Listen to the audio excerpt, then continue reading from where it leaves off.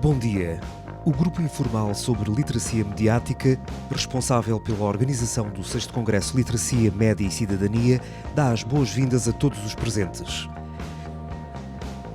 Maria trabalha para o Gabinete de Comunicações do Reino Unido, Ofcom, como chefe da política do conteúdo internacional, cobrindo questões de média, conteúdo e radiodifusão. Lidera o envolvimento do Ofcom com outros reguladores europeus dos média, mais particularmente através da EPRA, onde é atualmente vice-presidente, bem como de organismos internacionais, e representa o Ofcom em toda a gama de questões relacionadas com a política dos média, incluindo a literacia mediática. Recentemente foi presidente do Comitê de Peritos do Conselho da Europa sobre Ambiente e Reforma dos Meios de Comunicação Social. É licenciado em Línguas Modernas pela Universidade de Cambridge e tem um mestrado em Tradução Literária. Please welcome Maria Tonde.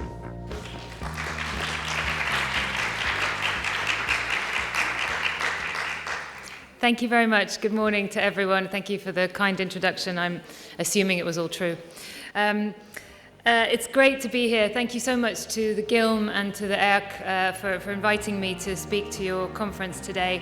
I was here all day yesterday, and I just wanted to say how much I enjoyed yesterday's discussions, how much I learned, and how much I learned about media literacy policy in Portugal, which was both educational and really inspiring. So thank you so much for the program that you ran yesterday, and I'm looking forward to the further discussions today. A couple of things that really stood out for me actually yesterday from your discussions was the really consistent references to media sustainability and the importance and the connection between media literacy work, media literacy education, and the sustainability of high-quality journalism and high-quality news outputs. I think that's something that this policy area will only continue to focus on. So it was really useful, I think, to hear just how much of a focus there was on that yesterday. And then, of course, the other thing that really stood out for me was the focus on editorial standards, on raising awareness of and understanding amongst the public, and indeed, in some cases, amongst journalists, of the importance of editorial standards, the role that they play in helping to distinguish between high and low quality output and content. And of course, as you can see, I'm speaking from the perspective of media regulation and media regulators. And for us, that idea of promoting a better understanding of regulation and the role that it plays and the different and positive outcomes that regulation can help to support in relation to both the sustainability of the media and media literacy is what I'm really here to talk about today. So it was great to have that support for those discussions yesterday. I am not an expert in media literacy myself, and I'm certainly not an expert in education. And so it's really great to be able to talk to those who are. But really what I'm coming from is from a perspective of looking at how policies, government policies and regulatory policies can help to support your work, the work of media literacy practitioners and media literacy researchers. So what I'm going to cover today is the challenges for policy making, what policies tend to look like from our perspective of regulators, how we can cooperate and work together, particularly in the regulatory space, to try to draw lessons from each other and from good practices in policy making. And I'm going to finish up by making some suggestions for the kinds of tools and information and materials that we have that can encourage and promote better policy making in this area, and how you can all play a role in that. Just to say, I'm going to use the words strategy and policy probably interchangeably today. I actually asked ChatGPT to tell me the difference between a strategy and a policy, and it was one of those questions that broke ChatGPT. So, when you get the little message saying an unexpected error has occurred, I asked it several times in different ways, and unfortunately, none worked, which can lead us to the conclusion that perhaps there is no difference between a strategy and a policy. However, that is not the case, and a very wise and very important document, in fact, defines the difference between a strategy and a policy. And I'd like to just share that definition with you, just to think about while I use the words interchangeably. Policies are the principles that guide strategic development. the gap between media and information literacy policies and a desired demonstrable impact is bridged by media and information literacy strategies. And sometimes policies and strategies may conflate. So just to have that kind of thought in mind as I talk about the challenges for policies today. So just as a first starting point, I thought I would just share a list, which, by the way, also comes from ChatGPT, of what the challenges are for media literacy policy. I had to ask ChatGPT several times in different ways to get it to help me with this list. So I was just experimenting with it a little bit. And this is one that I've refined according to my own views and opinions as well. But I think it was an interesting exercise because actually the question that finally got it to give me what I wanted was, what is wrong with media literacy policies today? So there are problems and there are challenges, and sometimes we use challenges euphemistically, but of course there are problems to solve, and we should talk about how to solve them. These will be very familiar to you, and there were many of these were discussed yesterday, so I don't want to dwell too long on them, but we are of course talking about a very rapidly changing environment where policy struggles to keep up. We have the really fundamental problem of inconsistent implementation and a lack of coordination across different policy areas, different government departments at the national level. I think that's something that actually seems to be on the agenda here in Portugal and seems to be being addressed through the media literacy plan that was discussed yesterday. So I think there is cause for optimism here, but that's exactly the kind of approach that's needed.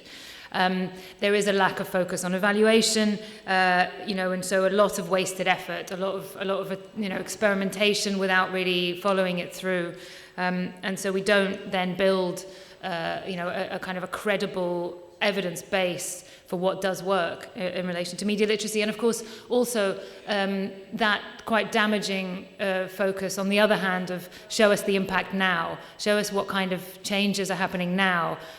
We want progress immediately, whereas of course some of these types of interventions that we're talking about take a long time to have an impact and have effect.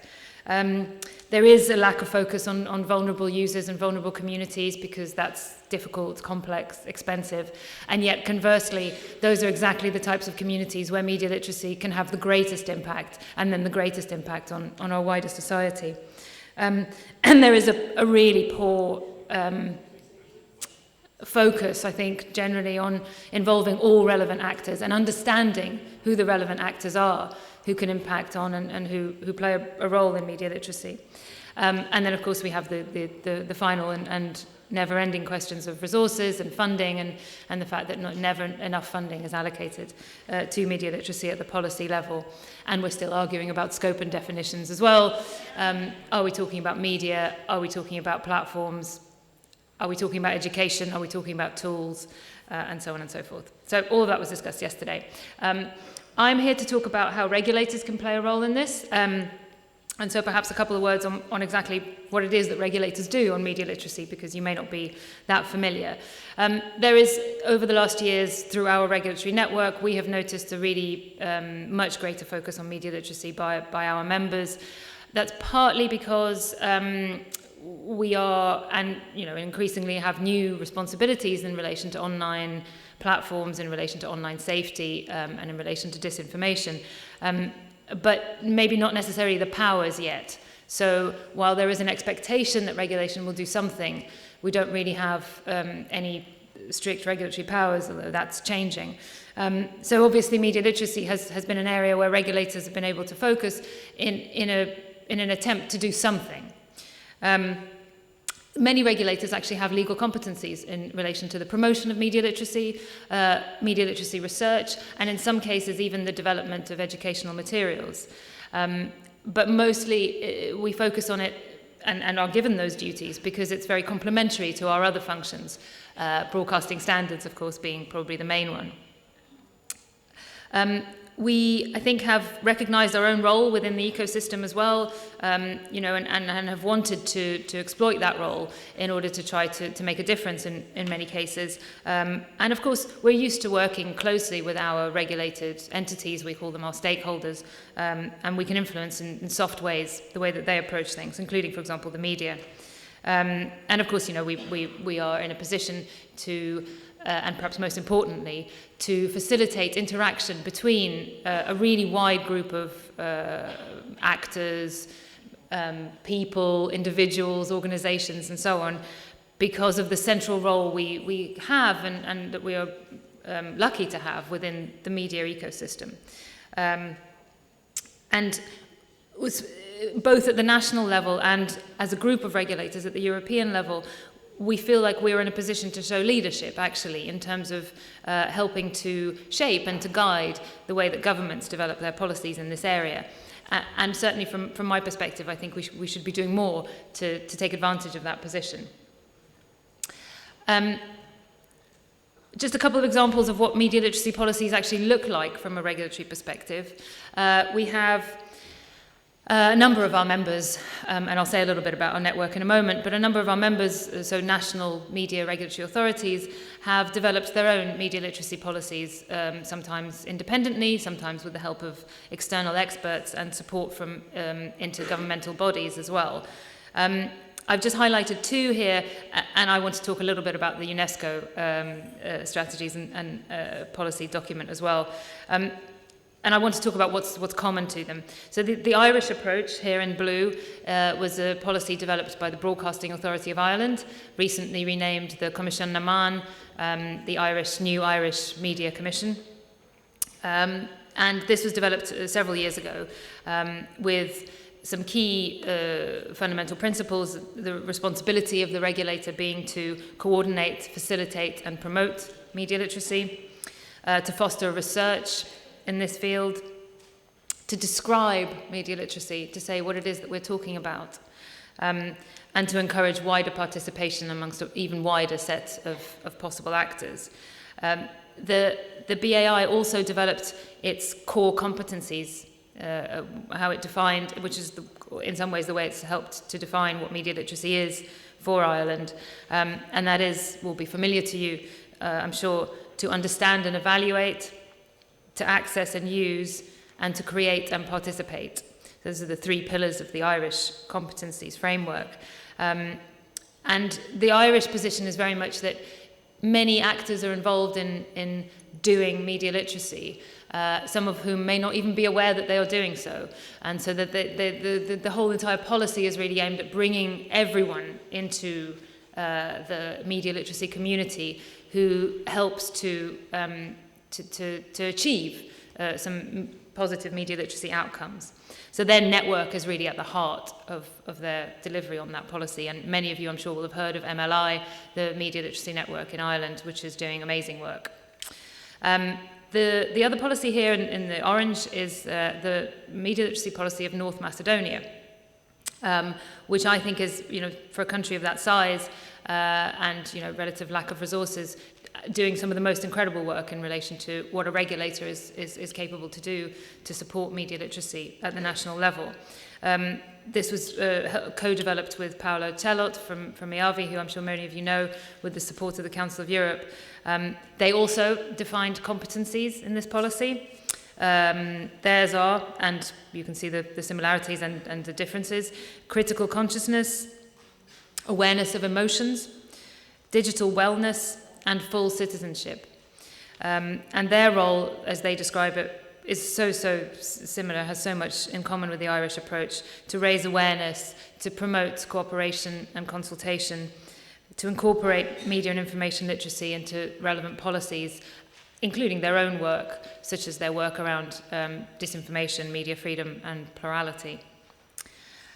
So, again, they achieve this to a very large extent through the development of a media literacy network, national network, multi-stakeholder network, just like the Irish one. And it's something that's really central to their delivery of their objectives. And then the final document I wanted just to point you to, I'm sure many of you are familiar with it. It is the UNESCO Guidelines for the Development of National Policies and Strategies. It's an absolutely amazing resource, which I frequently return to, and which contains all of the things that I just described in relation to the Macedonian and Irish approach. It's really worth revisiting if it's a while since you've looked at it, because it remains highly relevant and highly timely still for the types of things that it proposes. It also focuses on competencies and on the roles of different actors and on the importance of coordination through a multi-stakeholder network approach. And it's from this document that I took the definition of strategies and policies that I read to you earlier. So just a final word on what our approach is in Ofcom as well. We too have a media literacy policy, although we decided not to call it a policy. And this is it. This is a very different approach to the Irish and to the North Macedonian approaches that I just described.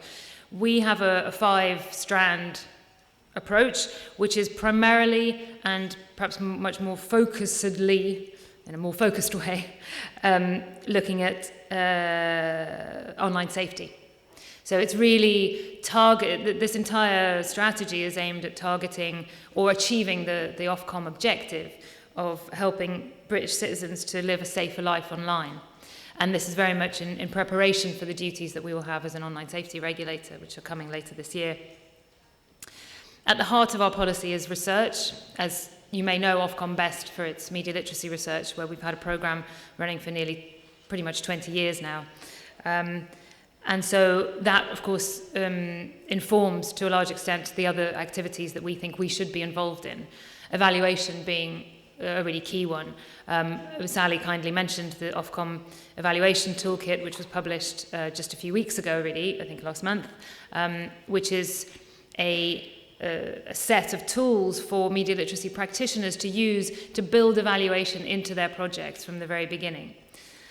We developed this with a range of experts, many of whom actually are involved in, to some extent involved in today's, in this conference as well. We looked outside of Britain for inspiration as well. So that's available to anyone, and so if anyone wants to use those resources, please just access them on our website. We have a new strand of work which I'm particularly proud to talk about called Initiate, which is really about trialling and helping to support actual media literacy projects, and in particular in underserved communities, so those which deal with vulnerable users in particular. We've just funded a group of projects with some quite decent funding, and we're going to be sort of evaluating how they do their work and what has impact. But the impact on those projects has been tremendous, and we've had an incredible amount of positive feedback about the fact that we were able to allocate some money to these really incredibly well-intentioned, very positive, very enthusiastic people who are working with very, very, very limited resources. So we will, of course, share any outcomes from that very happily. We also work across a strand of work to work with platforms to see how we can encourage some better design on their part to try to improve people's understanding and awareness and critical understanding online. And finally, we also run a network and an advisory panel as well to try to inform our work. The work on our network has been limited so far, but I think it's something that we're hoping to focus on more in the future, and we will definitely be taking the inspiration from the work of organisations like GILM. As you can see, it's a very different approach, very different type of policy. It doesn't really have a vision for the role of the regulator as such, in the way that the others do, and it has an overarching objective around online safety. But it is also quite practical, and I think necessarily focused on that evidence-based piece, which is so central to Ofcom's work. So I'm now going to talk a little bit about our regulatory network and our network of media literacy regulators, if you like, which is called EMIL. So just very briefly to explain, EPRA is the network of media regulators in Europe. It's 30-odd years old. We have over 50 members from over 40 countries. We are not limited to the EU membership, and so we have a very, very wide, very varied membership, and we are completely independent as a network. So we choose what work we do and what interests us. And so we're not tied so much to the EU legislative agenda. We have identified from a very long time ago, as I've already mentioned, the interest and the focus on media literacy of media regulators. And so this is a little bit of a timeline of the evolution, really, of our media literacy task force, EMIL. So I talk about media and information literacy in this context, and EMIL is our task force on media literacy. And this timeline just shows how we've got there. Couple of key points, not to bore you with a history lesson, but the reason for showing this timeline is the fact that we were able, actually as a result of the pandemic, to widen out our membership from just regulators. So actually we now hold entirely virtual meetings of EMIL, and we have those meetings every couple of months, but we're able to involve far greater number of external experts, other media literacy networks which are not associated with regulators, and so on and so forth. And our membership is very open. We're also able to experiment a little bit more with our outputs. We've sort of previously were a little bit timid about the kind of statements or outputs that we made. We tried some guidance documents and just sort of shared experiences, whereas now I think we're building up to something a bit more substantial. And we get no funding at all from anywhere apart from our members. So everything that's done within EMIL is voluntary. And we have amazing members, actually, like Sally's organisation from the Media and Learning Association, who are really supportive and who give their very limited time to trying to promote this idea of focusing on media literacy networks and how multi-stakeholder cooperation and coordination can help in the promotion of media literacy at the national level. That's really our MO, if you like, is that piece around networking. We are a network. We promote networks, and that's our purpose. And so we have this threefold strategy, which is around coordination and learning. So we pool resources, we share, research, we give our members access to our own, internal documents and so on and so forth, and invite experts to come and teach us.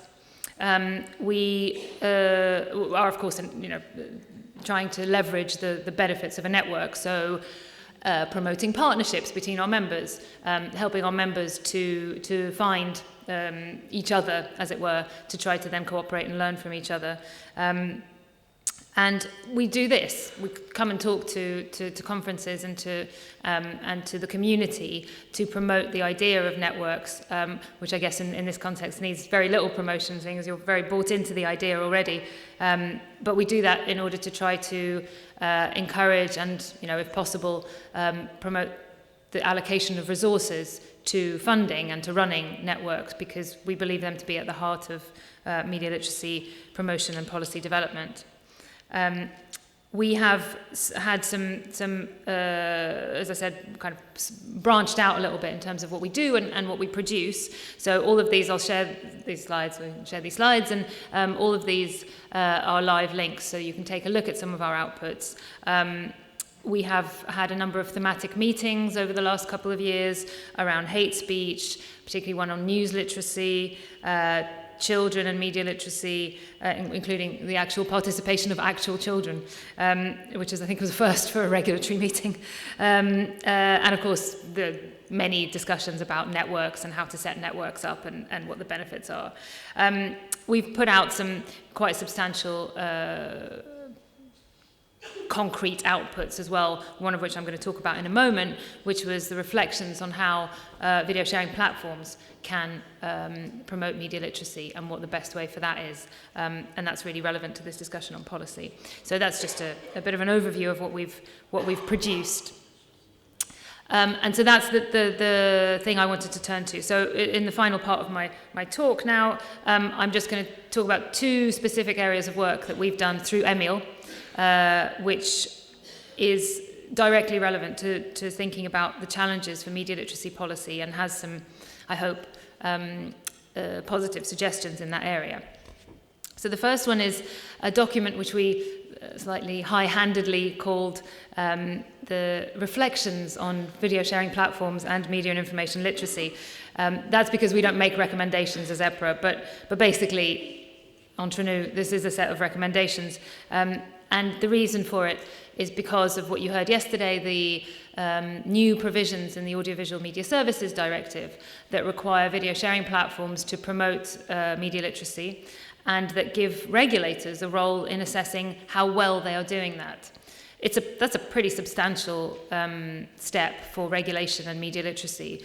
And so we wanted to, and we discussed it a lot, of course, as regulators, and we wanted to see, how can we use this opportunity to see what positive impact we can have on media literacy outcomes through this new provision.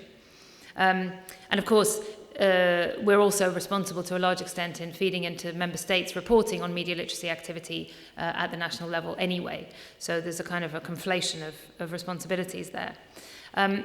It's relevant to this discussion because although this document is on the face of it, only about video sharing platforms, it actually has quite a lot to say about the importance of strategic, systematic and coordinated approaches to media literacy in general. It's based on our own research of working with platforms and researching media literacy activities. And the key points that it makes is that any policies, firstly, it makes the point that video sharing platforms should have a media literacy policy, and they shouldn't just take an ad hoc approach to randomly funding random projects without evaluation or consideration of purpose and impact. But any policy should involve a multi-stakeholder approach. So not only should platforms develop their own policies, but they should understand themselves as one actor in a big space of actors whom they can support in different ways. And they're not limited purely to activities on their own platforms.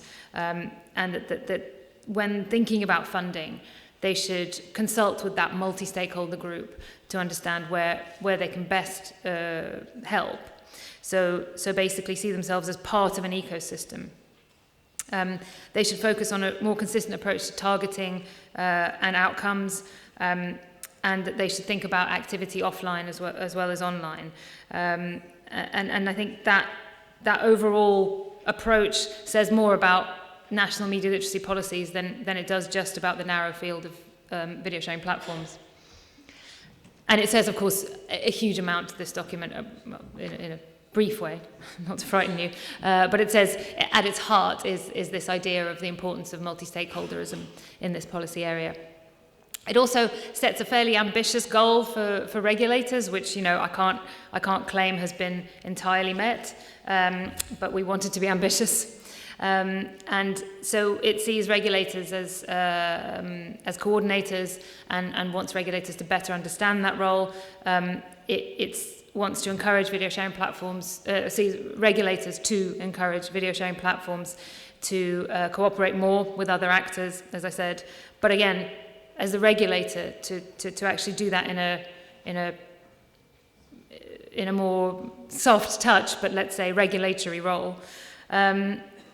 And some of the ideas that came through this, for example, actually did filter through to ideas at the EU level. So the EU regulators group, ERGA, produced a toolkit which was very much inspired by this vision of what regulators should be doing and how video sharing platforms should be meeting their objectives.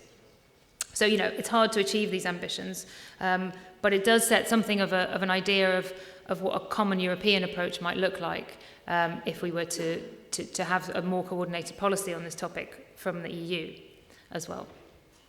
And then the second thing is that we ran a couple of months ago a session specifically focused on how to develop strategies for media literacy, which was at the request of our members. We had a few case studies. I won't go into detail about them, but they were coming from Canada and from a couple of global groups, actually. Media Smarts in Canada spoke to us about a document that they've developed, which is basically a bit of a template for a Canadian media literacy strategy. And we learned from them about the importance of mapping the environment, bringing in a wide range of stakeholders into the discussion. You can see a lot of repetition in what I'm saying now. The importance of doing research to benchmark competencies and skills, which I'm sure you're all very familiar with here, and that those are the building blocks on which you devise a strategy. And the importance as well, I think, of something that Davina talked about yesterday, which was to set your own goal, to know what your theory of change actually is in this context. And the one that Canada's Media Smarts talked about was the goal of stable funding and state commitment. And I think that's a really ambitious but also quite a useful way of formulating what a good outcome would be for a media literacy policy, because those are the two parts that ensure sustainable funding and a coordinated approach across government departments. So stable funding and state commitment is kind of a bit of a mantra, I think, for me in my own mind now. We also heard from a Public Media Association, which recently developed an action plan on disinformation and media literacy for the Caribbean region. Slightly niche, but very focused on a particular theme, which a policy and a strategy can be. But what was particularly interesting about that one was it highlighted the role the media plays. So it was kind of linking media literacy policy to public service broadcasting policy, really, which is a really valid and important link.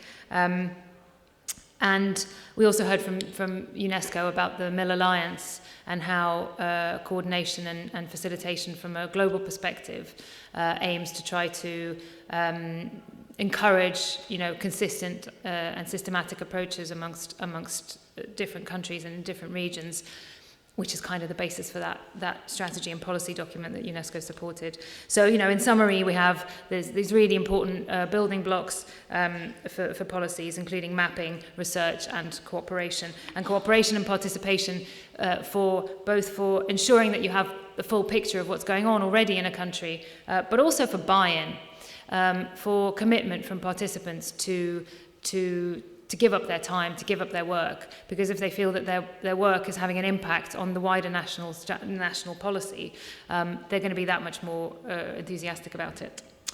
I'm going to finish in a moment with some conclusions, but I also just wanted to leave you with this kind of interesting quote that I found in a blog by Roberto Viola, who I'm sure you're all very familiar with. He's the Director General of DG Connect, which is the European Commission directorate responsible for media literacy, although I think responsibility is also not exactly coordinated amongst directorates in the Commission either. And he's riffing on the AVMS directive and the obligation for states to report. The Commission published some guidelines on this topic, and he was promoting those guidelines. And he talks about collective intelligence and sharing of best practices, which is very much exactly what I've just been talking about. Now, the question is, how much will the Commission really support this? What will they do with the reports that come back from member states about media literacy activity? What will they do to promote the sharing of those national experiences amongst other countries? And how will you, as remaining members of the EU, hold the Commission to account in terms of that commitment that's demonstrated here? So, to conclude, I haven't taken too long, the key to a Mill strategy is something that was expressed by a Canadian professor called Carolyn Wilson, who I heard speak at a UNESCO conference a few years ago. She talked about bottom up and top down. So the idea being that you understand and learn what Mill is, what Mill activities are at the grassroots level, where people are actually doing the work. And then you capture, you understand it, and you scale it. And that process leads you to a policy and to funding. So this is a difficult process. How do you connect that understanding of what's happening at the grassroots and then apply it in such a way that it's possible to turn it into a national policy. And that connection, that's the area that we're all, I think, is kind of the golden zone that we're working in, and that I and our organisation, Emil, is trying to fill that gap, make that connection. And the tools that we have to make that connection, which is the way in which we make good policy, are multi-stakeholder networks. You won't be surprised to hear. They are facilitation by relevant bodies at the national and at the European level, like Emil, like EDMO. And they are about building a common pool of expertise so that when we all talk to each other and we all manage to make this connection between grassroots and policy making, that we all then go back to our own individual areas of influence, and we give those same messages so that there can be a coordinated approach to policy making, not just at the local, but also at the national and at the regional level, based on expertise and based on the sharing of best practice, which we are all doing in conferences like this today.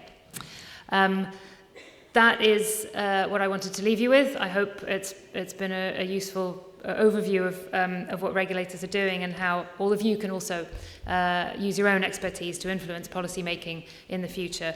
I hope I've left you with some useful resources, and of course I'm very happy to follow up with any questions you might have during the breaks. Thank you very much for your attention.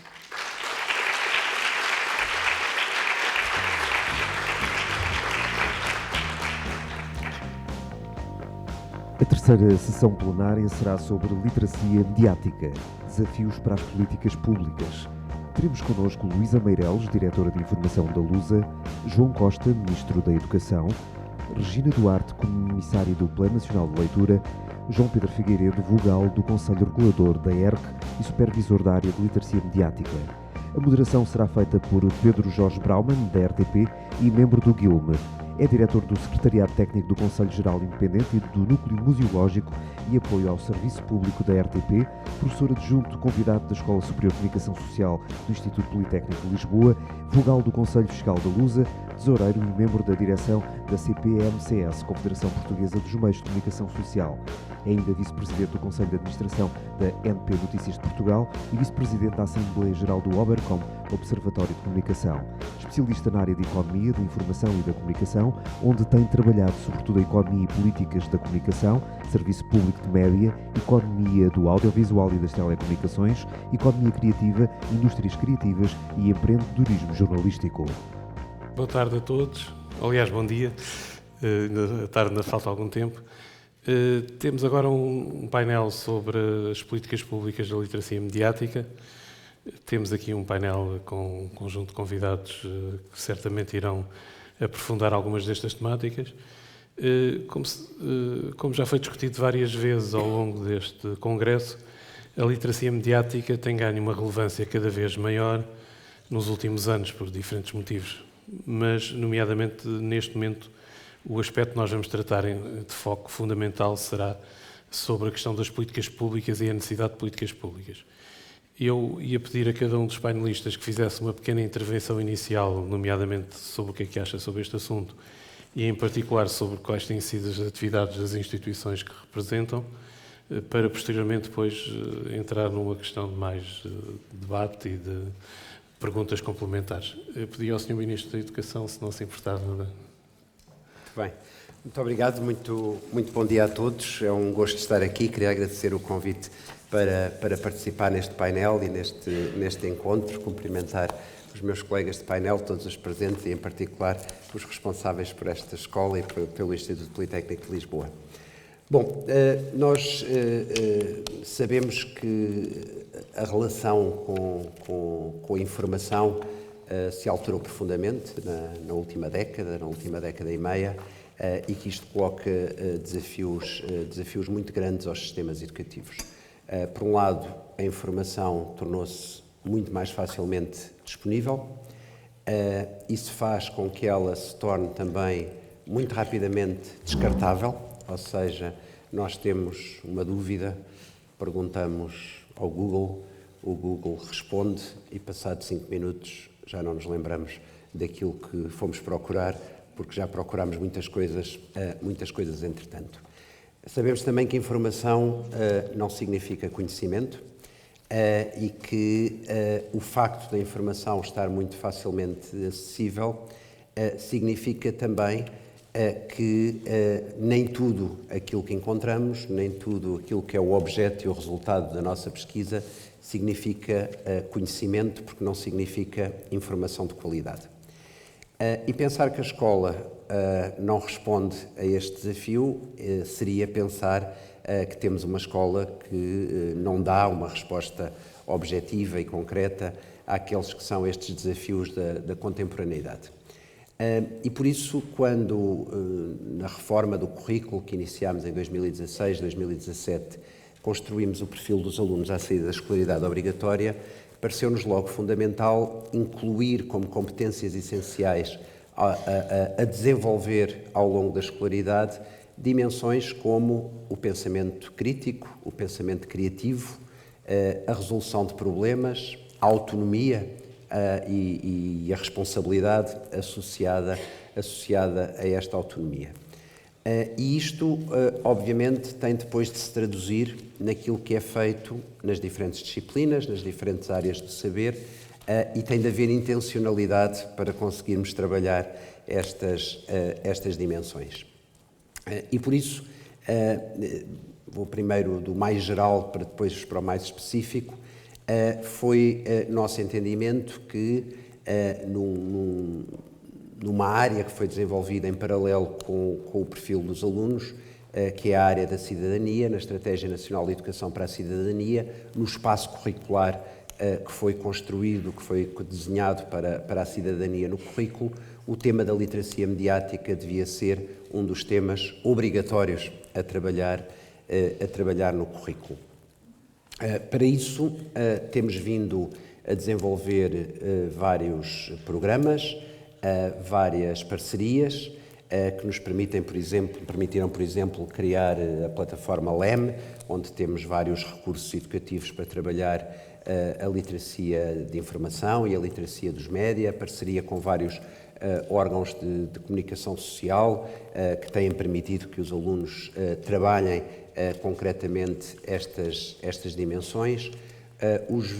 Já são 193 agrupamentos de escolas que têm clubes de informação e comunicação em que trabalham os jornais, em que trabalham a televisão, em que trabalham o cinema, em que trabalham a rádio. Também o nosso Plano Nacional das Artes, numa parceria com o Jornal Público e no programa que temos do Público na Escola, tem permitido trabalhar estas dimensões, mas não queremos que isto sejam apenas projetos periféricos que estão no currículo. E por isso, quer no âmbito do trabalho das bibliotecas escolares, no trabalho do Plano Nacional de Leitura, quisemos dar um foco muito grande, uma ênfase muito grande nesta questão da literacia dos média. E porquê é que estou aqui a convocar as bibliotecas escolares e o Plano Nacional de Leitura? Porque aquilo que estamos a falar é, de facto, de saber ler, de saber interpretar, de saber validar informação. E só para dar alguns dados, dois dados que nos preocupam de uma forma particular, no último PISA em que participámos, houve dois dados que nos suscitaram principal preocupação. 9 em cada 10 dos alunos tinham dificuldades em distinguir factos de opiniões. Isto é particularmente preocupante no momento em que abundam pseudo-coisas nas redes sociais. E por outro lado, porque o PISA é uma prova que é feita em formato digital, como os nossos instrumentos de aferição vão passar a ser feitos a partir deste ano, e isto permite detectar comportamentos nas respostas que se dão, que é, por exemplo, ver em que momento ou em quanto tempo é que os alunos respondem a um determinado item ou desistem de responder a um determinado item. E aquilo que se detectou foi que havia dificuldades na leitura extensiva e que os alunos desistiam à primeira dificuldade de leitura. Agora, nós transpomos isto para a relação com os média, e o que é que isto significa? Significa uma grande vulnerabilidade à manipulação, porque não consigo distinguir o que é factual do que é opinativo, e significa também uma tendência que todos conhecemos, basta ler, fazer aquele exercício terrível que é ler caixas de comentários de jornais, que é ler apenas o título e não ler extensivamente. É interessante que há tempo vi um caso de um jornal, penso, ou na Suécia ou na Noruega, que só permitia que o leitor comentasse se lesse a notícia até ao fim. A caixa de comentários não se abria antes dessa leitura extensiva. Ora, isto que falamos é de facto, e daí eu estar a convocar o Plano Nacional de Leitura às bibliotecas escolares, mas também o que se faz nas diferentes disciplinas, já aqui vou, isto é sobre saber ler. Deixem-me trazer a minha encarnação real para aqui, como linguista. Distinguir factos de opiniões é algo que se aprende detectando marcas textuais que permitem distinguir diferentes tipos de texto. E é muito fácil ensinar a uma criança, a um jovem, que se eu encontro uma palavra como felizmente, isto já não é um texto apenas de factos. Já há aqui uma marca de subjetividade neste texto. Deve ser trabalhado a leitura extensiva, cada vez mais, e não apenas as leituras de excertos ou as leituras rápidas. E isto requer tempo, de novo, e requer intencionalidade. Por outro lado, a literacia mediática não existe sem o trabalho que é desenvolvido em todas as áreas curriculares. Quando falamos da relação com os médias, estamos a falar da capacidade de validar fontes, de avaliar informação, de relacionar aquilo que se está a ler com o conhecimento que já se traz. Se pensarmos na área das ciências e se pensarmos no que foi a chuva de loucuras em redes sociais na altura da pandemia, basta ter conhecimentos de ciência para perceber que um vírus não se mata com lexívia, que as máscaras não passam não sei o quê do 5G e coisas dessa natureza, só para citar os exemplos mais loucos. E isto envolve conhecimento científico que se desenvolve na escola, mas envolve também trabalhar esta área de cidadania de uma forma transversal ao currículo e na aula de ciências discutir este tipo de desinformação que existe. Ou quando pensamos, já dei o exemplo do que se pode fazer na área de português, mas gostava também de trazer aqui para a discussão o quanto se aprende em disciplinas como a História, que é a disciplina por excelência para a validação de fontes, para discutir fontes. As fake news não são algo de agora, sempre existiram na história e vale a pena também mostrar isso em formatos de propaganda política ou em formatos de literatura de cordel e de coisas que se passavam, ideias que se passavam em diferentes momentos da história.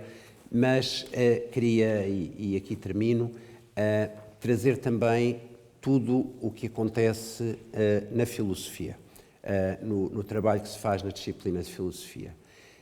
Quando falamos hoje de literacia dos média, estamos a falar de ética e da ética não apenas do leitor, do consumidor, mas da ética da produção de conteúdos. Aquilo que se transformou muito rapidamente é que todos nós hoje somos produtores de conteúdos. E quando capacitamos as crianças e os jovens para esta relação com a verdade, que no fundo é disto que estamos a falar, de uma relação com a verdade, temos de os sensibilizar para a responsabilidade que é produzir conteúdos. Ainda esta semana tivemos um caso com umas coisas, acho que era no TikTok, de ameaças de massacres em escolas que geraram uma onda de pânico e quando se foi ver, quando a polícia fez o seu trabalho, era uma brincadeira. Mas era uma brincadeira que não envolveu qualquer ética, qualquer responsabilidade por parte do produtor destes conteúdos. E, portanto, este é um papel que, quando falamos de valores que a escola veicula, também está aqui muito presente.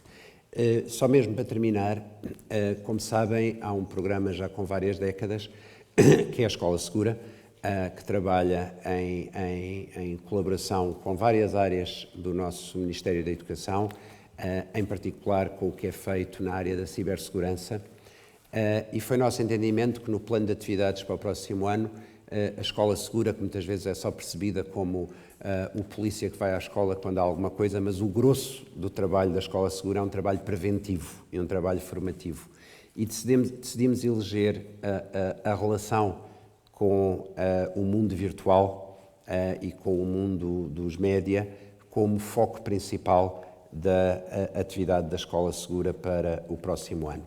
Porquê? Exatamente para podermos trabalhar desde cedo esta dimensão ética que está associada à literacia, que está associada à produção de conteúdos, prevenindo assim também algo que é fundamental, prevenindo o discurso e os comportamentos de ódio, que estão muitas vezes associados a esta falta de capacidade de descobrir aquilo que de facto existe. Tudo isto estamos a fazer, quando falamos de educação para a cidadania, é sobretudo uma formação para uma cultura democrática. Estando aqui a 3 dias da celebração do 25 de Abril, é muito importante perceber que a escola tem esta função de educar e formar para uma cultura democrática, que é, por exemplo, a que nos permite capacitar os alunos para saber que o antigamente é que era bom, não passa de uma grande fake news. Muito obrigado.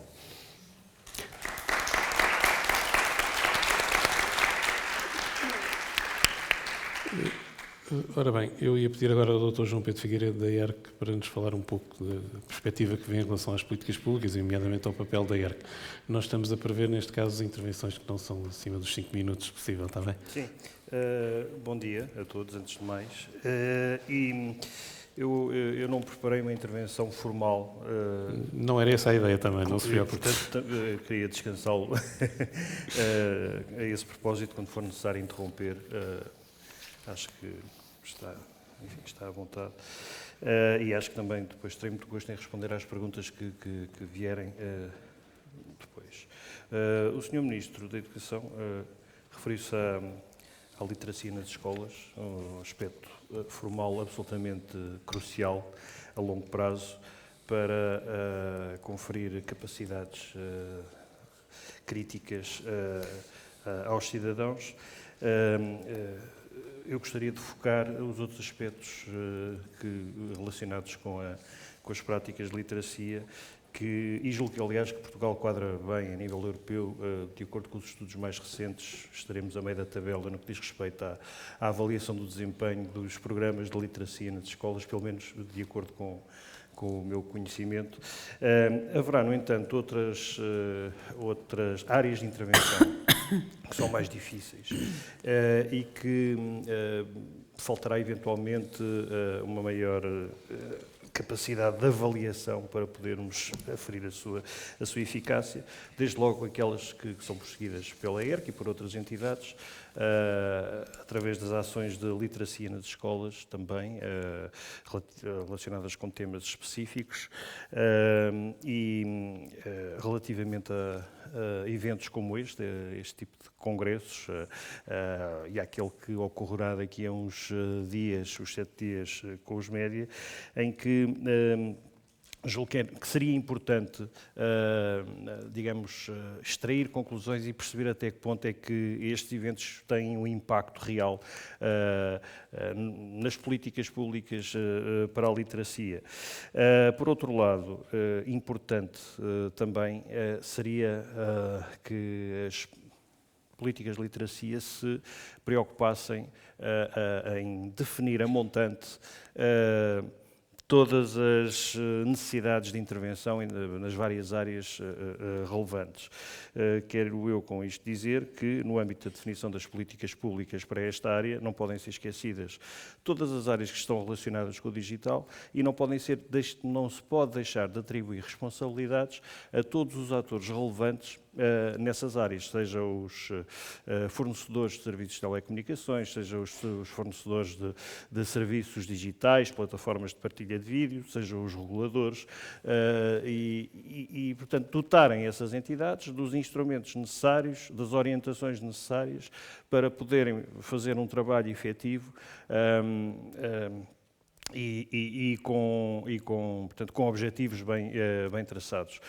Por exemplo, na elaboração das leis dos diversos setores, seja no âmbito do tratamento de dados pessoais, agora na questão emergente da inteligência artificial, seja no campo dos média propriamente ditos, como por exemplo na projetada revisão da lei de imprensa, devem haver, entre outras áreas que são, digamos, que contactam com todas estas realidades, poder-se-iam prever responsabilidades específicas e claras para todos os intervenientes neste setor e, desde logo, os prestadores de serviços. Acho que a literacia digital, e quando estamos a falar de literacia mediática, atenção, que não estamos a falar só de médias, estamos a falar de informação, e muito do que passa na internet e muita da desinformação e dos efeitos nocivos associados à circulação da informação não vêm dos órgãos de comunicação social, não vêm dos médias, vêm das redes sociais, que não são reguladas neste momento pelos reguladores.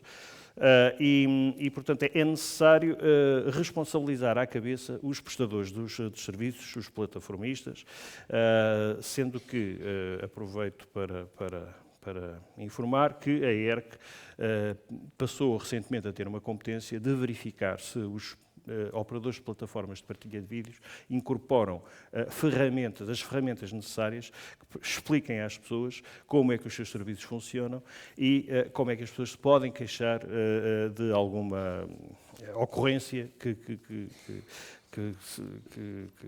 viola alguns dos valores que são fundamentais. Sendo certo que também essa intervenção da ERC exige, naturalmente, meios para ser operacionalizada, o que, enfim, e a ERC tem-se debatido recentemente com grandes dificuldades a nível de recursos, quer financeiros, quer humanos. Neste momento, as atividades de literacia mediática, que, aliás, foram reconhecidas internamente por impulso do saudoso professor Mário Mesquita, através da criação de uma unidade de literacia mediática, mas é uma unidade que está a trabalhar de uma forma muito depauperada, que está a trabalhar na base da boa vontade das pessoas, da pessoa que está diretamente envolvida e de outras pessoas que vêm ajudando no desenvolvimento de eventos como este, por exemplo. E, portanto, ou seja, os meios atualmente disponíveis na ERC são manifestamente insuficientes para poder prosseguir as competências legais que lhe estão atribuídas ou outras que no futuro desejavelmente lhe venham a ser atribuídas nesta área. Bom, eu ficaria por aqui, já devo ter ultrapassado os 5 minutos, gostaria também, manifesto também a minha disponibilidade para responder a qualquer questão. Com certeza. Muito obrigado. Eu passava agora à Regina Duarte e já agora aproveito também a ocasião para lançar um desafio, que é como é que vê o Plano Nacional para a Literacia Mediática que foi lançado, ou que foi apresentado pelo menos ontem pelo Sr. Ministro da Cultura e que está, aliás, previsto no Orçamento de Estado e que tem até uma verba, embora pequena, atribuída. Portanto, como é que vê a relação do PNL com a questão do plano da literacia mediática e como é que vê a política a esse nível? Obrigado. Bom dia. Obrigado ao Guilherme pelo convite para estar aqui. Bom, o Plano Nacional de Leitura tem um papel que me parece óbvio na promoção da literacia mediática, sendo que o nosso objetivo é contribuir para a melhoria dos níveis de literacia no país em geral. A literacia mediática faz parte dessa grande missão. E eu talvez fizesse este meu comentário em duas partes. Uma que tem a ver com o que pode ser o nosso contributo de uma forma mais generalista e depois o que pode ser o contributo do Plano Nacional de Leitura de uma forma mais especializada.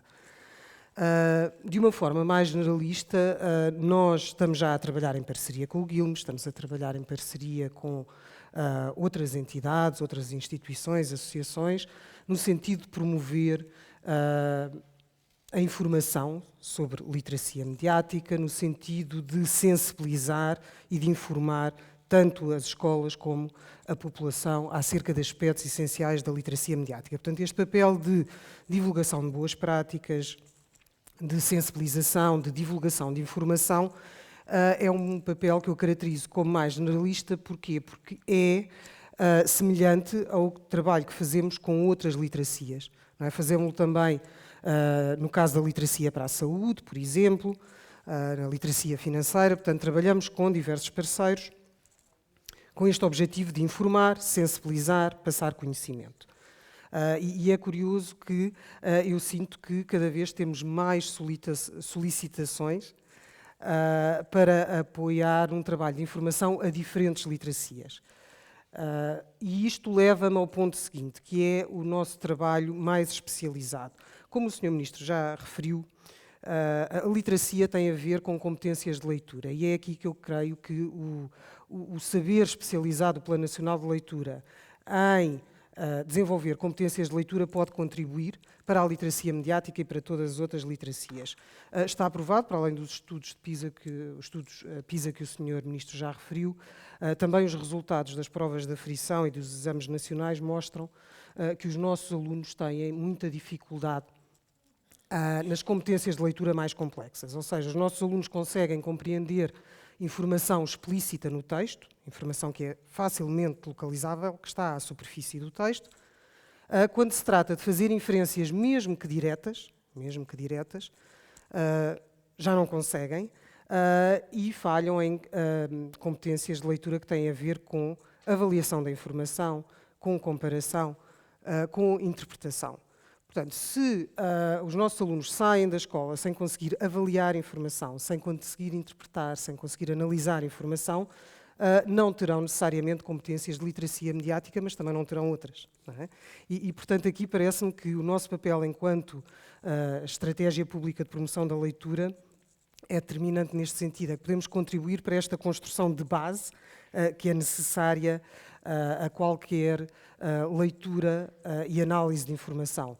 Nós estamos a desenvolver um projeto que queremos alargar posteriormente à comunidade, neste momento é destinado às escolas, para fornecermos recursos didáticos e formação sobre como trabalhar estas competências específicas, como é que nós podemos ajudar os professores a olhar para qualquer tipo de texto e, a partir dele, trabalhar estas competências que não estão desenvolvidas nos nossos alunos e não estão nos diferentes níveis de escolaridade. As inferências, a análise, a avaliação de informação e, portanto, estamos com uma equipa de especialistas a desenvolver documentos orientadores, a desenvolver recursos didáticos que serão modulares e que, a partir daí, os professores poderão desenvolver os seus próprios. Nós queremos depois alargar este trabalho para uma população adulta, com a qual também trabalhamos, tanto no ensino formal como depois em meios mais informais. Não é? Queremos fornecer recursos que ajudem, quando isso não aconteceu anteriormente no percurso escolar, ajudem mais tarde na vida as pessoas a saberem avaliar informação e a saber lê-la de uma forma crítica. E, portanto, penso que esse é o grande papel do Plano Nacional de Leitura. Integrando agora também esta missão do Plano de Literacia Mediática, creio que terá a ver com esse trabalho de que falei no início, que é o de sensibilização, o de partilha de boas práticas, o de apoio a projetos que desenvolvam informação nesta área, porque há a questão do desenvolvimento das competências e depois há também o conhecimento, não é? Por exemplo, saber o que é um tabloide trata-se de conhecimento declarativo e é importante, se calhar, nós não sofrendo tanto dessa preocupação como os nossos vizinhos no Reino Unido, por exemplo, não deixa de ser uma realidade que nos tem de preocupar e isso já é conhecimento declarativo, não é? E um plano de literacia mediática pode contribuir para esclarecer conceitos, para passar informação que é importante acerca da forma como a nossa opinião pode ser manipulada e como é que nós nos podemos posicionar criticamente em relação a ela. Muito obrigado. Passava agora a Luísa Meireles, provavelmente nos vai falar sobretudo da desinformação e dos problemas ligados a isso, e nomeadamente em relação ao papel que a agência Lusa tem tido nesse campo. Obrigada, Pedro. Bom dia. Cabe-me a mim o papel de falar sobre o que está a montante, ou seja, a literacia mediática ensina a ler os mídias, digamos assim, a distinguir as várias coisas, então eu estou naquela parte, eu represento aqueles que fazem as ditas notícias sobre os quais depois a literacia mediática analisa. E antes de falar sobre o papel da agência Lusa, eu gostaria de, se é que vocês já não sei se neste congresso ontem tiveram direto conhecimento sobre isso, mas gostaria de, embora não vos querendo entupir de dados estatísticos, queria citar apenas alguns dados sobre Portugal para perceberem em que panorama se situa a agência Lusa, em termos jornalísticos, e também em que panorama nos situamos nós, Portugal, ou portugueses, enquanto sociedade. Porque aquilo que o Sr. Ministro acabou de dizer, de que 9 em cada 10 alunos têm dificuldade em discutir, em discernir e diferenciar factos de opiniões, é extraordinariamente grave. Eu não sei quantos adultos não estão na mesma situação, numa altura em que nós, por exemplo, na nossa vida corrente, normal, política e social, estamos muitas vezes a discutir factos com base em opiniões. E isso é extremamente gravoso, aliás, para a sociedade democrática. Mas, então, vamos aos tais dados estatísticos que eu gostaria de citar brevemente, e que são particularmente inquietantes. 8 em cada 10 meios de comunicação social portugueses já difundiram desinformação com base em redes sociais. 8 em cada 10. Isto são dados do Iberifier, que vocês ontem já tiveram conhecimento, que é aquele consórcio que reúne vários parceiros, entre os quais a agência Lusa. Depois, passo adiante sobre quem são os inquiridos que contactam sobretudo as notícias através das redes, mas 37% dos inquiridos diz que se depara com desinformação várias vezes por dia. Bom, 97% detectou desinformação no último mês. E agora, vamos à parte que me toca mais, que é 77,6% identifica a fraca qualidade do jornalismo, nomeadamente erros factuais, cobertura simplista, como o principal problema da desinformação. 72,1% sublinha os factos parcialmente manipulados, depois há uns tantos que destacam também as peças que imitam notícias que não são. Bom, ou seja, há aqui e cerca de um quarto, 23%, diz que não se pode confiar nas notícias a maior parte das vezes. Embora Portugal seja, como vocês sabem, o país na Europa, onde depois da Finlândia os portugueses mais confiam nas notícias veiculadas pela comunicação social. Tudo isto são, digamos, dados do que é o nosso país, para o qual vos citaria um outro dado. Vocês desculpem, eu espero que estejam a seguir a minha linha de raciocínio, porque isto é Portugal. Que, de acordo com o Media Trust Lab, que é um projeto da Universidade da Beira Interior, 53,9%, ou seja, 54% dos 308 concelhos portugueses estão na situação de deserto total de notícias. Isto significa que não têm nenhum meio de comunicação social próprio que produza notícias ou em situação frágil. Isto é, se nós pensarmos bem, esta é a nossa realidade e é uma realidade, portanto, propícia até à desinformação. Quando nós vemos este deserto de notícias, é verdadeiramente que Portugal se está a transformar num deserto de notícias, não é só Portugal. Este fenómeno verificou-se nos Estados Unidos, em primeiro lugar, e é aterrador em termos de um grande país como é os Estados Unidos, como o deserto de notícias tem direta correlação com a desinformação. Ora, para não me estar a esticar um bocadinho no tempo, sobretudo, deixem-me só dar-vos conta de uma notícia hoje, a propósito dos Estados Unidos, e sobre desinformação, que liga, que também acrescenta algum dado sobre isto. Pela primeira vez, a Fox News, que vocês conhecem, que estava muito ligada às teorias e, enfim, do ex-presidente Trump, foi condenada esta semana a pagar uma indemnização a uma empresa que se chama Dominion Voting System, que é uma empresa que fabrica máquinas de votar, porque ela pô-la em tribunal, esta empresa pôs a Fox em tribunal, porque a Fox durante a campanha eleitoral, na qual Trump acusou sistematicamente a última que elegeu Biden de haver erros e falsificações e das eleições terem sido falsificadas, a Fox teve que pagar 758,5 milhões de dólares a essa empresa para um acordo, porque efetivamente o que veio ao de cima começou a ser muito mau em termos do que significa a relação, o que significa a desinformação dada deliberadamente, porque foi revelado que e-mails das altas executivos da Fox, inclusive é do filho de Murdoch, que é quem dirige a empresa, mostrando que efetivamente eles sabiam que era desinformação, que estavam a produzir notícias falsas, mas faziam-no porque temiam perder audiência para a concorrência. Isto é o nosso quadro. Agora, o que é que faz a Lusa, pobre agente de notícias, mas absolutamente, eu digo pobre porque tem poucos recursos, mas em termos de desinformação, é uma potência em Portugal. Porque face à crise do jornalismo em termos de recursos, sim, e das redações, etc., a verdade é que a Lusa hoje é um grande... está presente enfim, na comunicação. E efetivamente, tem muitíssimo cuidado.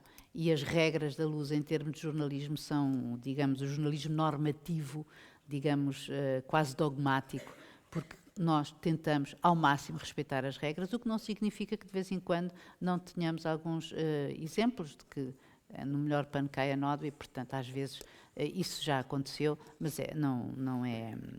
praticando as regras do jornalismo, a coisa funciona melhor. Efetivamente, consegue-se, em parte, combater a desinformação. A Lusa tem uma escola, agora a partir do ano passado, fundámos uma escola, a Escola Lusa, que dá estágios, que engloba estágios curriculares para os estudantes e, sobretudo, também está virada para os próprios jornalistas da Lusa, para fazer cursos, vários cursos, não só de agência, refrescamento, como lhes chamamos, das normas e das regras de jornalismo, e também, no âmbito da Escola Lusa, damos cursos nomeadamente para as redações dos países dos PALOP, dos países africanos de língua oficial portuguesa. No nosso site, nós temos um site só dedicado a isto, que se chama combatefakenews.lusa.pt. Vocês podem ver sempre notícias sobre desinformação, mas também podem ver algo que vos pode interessar, e isso faz parte até do nosso serviço público, que é, nós temos no nosso site um curso do cidadão ciberinformado, temos um outro curso de verificação de factos da Agence France Presse, da France Presse, que está em português e as pessoas podem ir fazendo, portanto, perceber como é que se detectam notícias falsas, e depois também temos um conjunto de verificadores de factos, em que quem quiser pode lá ir, pode fazer os cursos à sua vontade e à sua medida, sejam 2 horas ou 3, demorem o tempo que quiserem, mas pelo menos tem é algo que se pode fazer nós próprios para tentar combater a desinformação. Deixo para depois a parte do que é que eu penso sobre como os jornalistas também precisam de ser sujeitos à literacia mediática. Ok, muito obrigado então. Ora bem, nós vimos aqui um panorama diversificado de formas e processos de intervenção de diferentes instituições. Eu não deixaria, no entanto, de salientar, e a partir daí lançaria um pouco o debate entre as pessoas presentes nesta mesa, que é o seguinte: nós neste momento estamos a assistir a um processo de mudança social acelerado, em que, inclusive, a própria lógica dos meios de comunicação social tradicionais está a evoluir de uma forma muito rápida. Temos dados, inclusive, e alguns foram citados pela Luísa, mas há outros que provam que, de facto, a penetração das notícias e a importância das notícias não tem sido, nos últimos anos, exatamente a mesma que acontecia no passado, particularmente dos meios de comunicação social tradicionais. Só para vos dar um exemplo, e citando só um dado concreto, quando se pergunta em Portugal o que é que as pessoas estão dispostas a pagar Televisão e filmes atinge valores na casa dos 57%, música 35%, desporto e pacotes esportivos cerca de 30% e depois notícias 12,5%.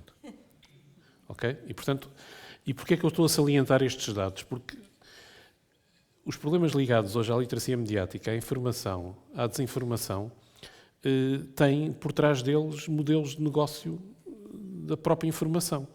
E, como estava a ser referido há bocadinho pela Luísa e muito bem, uma parte dos problemas ligados hoje à desinformação é porque a desinformação gera dinheiro e gera negócio. E, portanto, para além dos problemas relacionados com a política, que são relativamente importantes e que levaram organizações como, por exemplo, a OTAN e outras a fazer manuais sobre a desinformação num quadro fundamentalmente de natureza mais política, nós sabemos hoje que a desinformação é um negócio e que o mercado atual que nós encontramos de informação se alargou extraordinariamente com a evolução tecnológica. E, portanto, os meios de comunicação social tradicionais deixaram de ter o peso que tinham no passado. O que é interessante quando nós olhamos para as políticas públicas da literacia mediática, e era esse o debate que eu ia lançar a seguir, é que pensamos fundamentalmente virados para o nosso umbigo, ou seja, para aquilo que são as políticas que nós somos capazes de fazer ou que a nossa instituição é capaz de fazer. E estamos muito pouco virados para políticas integradas ligadas à literacia mediática e para planos mais alargados que incluam diferentes aspectos, porque o problema da literacia mediática não é um problema exclusivo da educação, não é um problema exclusivo da desinformação, não é um problema exclusivo do regulador ou da leitura, é cada vez mais um problema global da sociedade e com implicações globais nessa mesma sociedade. Ora bem, então se calhar para resolver alguns problemas da literacia mediática podemos apostar na educação dos jovens, podemos apostar na educação dos jornalistas, podemos apostar, por exemplo, no caso das entidades reguladoras, muito mais em mecanismos que levem, por exemplo, a corregulação e não exclusivamente a regulação. Podemos apostar em políticas relacionadas com a leitura, mas se calhar temos que pensar em políticas integradas. E se calhar, para pensarmos em informação credível e séria, temos que pensar cada vez mais que é preciso meios de comunicação social que possam subsistir economicamente. Porque se não houver meios de comunicação social que possam subsistir economicamente, dificilmente as políticas de literacia mediática vão permitir que os níveis de leitura ou de influência dessa comunicação social sejam relativamente elevados. Ora bem, o que parece estar a faltar, e daí a vantagem destes congressos e a vantagem daquilo que tem sido a atividade do GILME, é uma tentativa de chegar a políticas integradas em que os diferentes atores possam desempenhar um papel. E nessa perspectiva, considero extremamente importante aquilo que o Sr. Ministro da Cultura ontem aqui referiu, que é desenvolver um plano para a literacia mediática. Sobretudo se esse plano permitir uma visão integrada e tiver também como preocupação a sobrevivência dos próprios meios de comunicação social tradicionais. Não esquecendo a homenagem ontem ao professor Mário Mesquita, que já foi aqui referida, em que a certa altura aparecia uma frase, não sei se repararam, de um amigo dele, dizia: é impossível ter objetividade no jornalismo. Pronto. E essa perspectiva de que é impossível ter objetividade no jornalismo, se calhar leva-nos a que também seja impossível acabar com a desinformação. Ou seja, mecanismos de desinformação e mecanismos de notícias que não correspondem exatamente aos factos ou que não atendem totalmente aos factos, por um lado, vão continuar a subsistir, mas sobretudo temos um outro problema. É que uma parte do jornalismo hoje em dia já não é feito pelas formas tradicionais. Foi aqui referido, por exemplo, a questão das redes sociais e da informação que vem através das redes sociais, em que é impossível seguir, em alguns casos, os critérios tradicionais do jornalismo. Aliás, também seria interessante perceber, do lado da ERC, que tipo de queixas é que existem relacionadas com a desinformação e se elas são, de facto, significativas e como é que elas têm sido tratadas. Eu começaria pelo Sr. Ministro para os seus comentários. Obviamente pego naquilo que achar mais adequado, não é? Sim, eu acho que há aqui várias dimensões.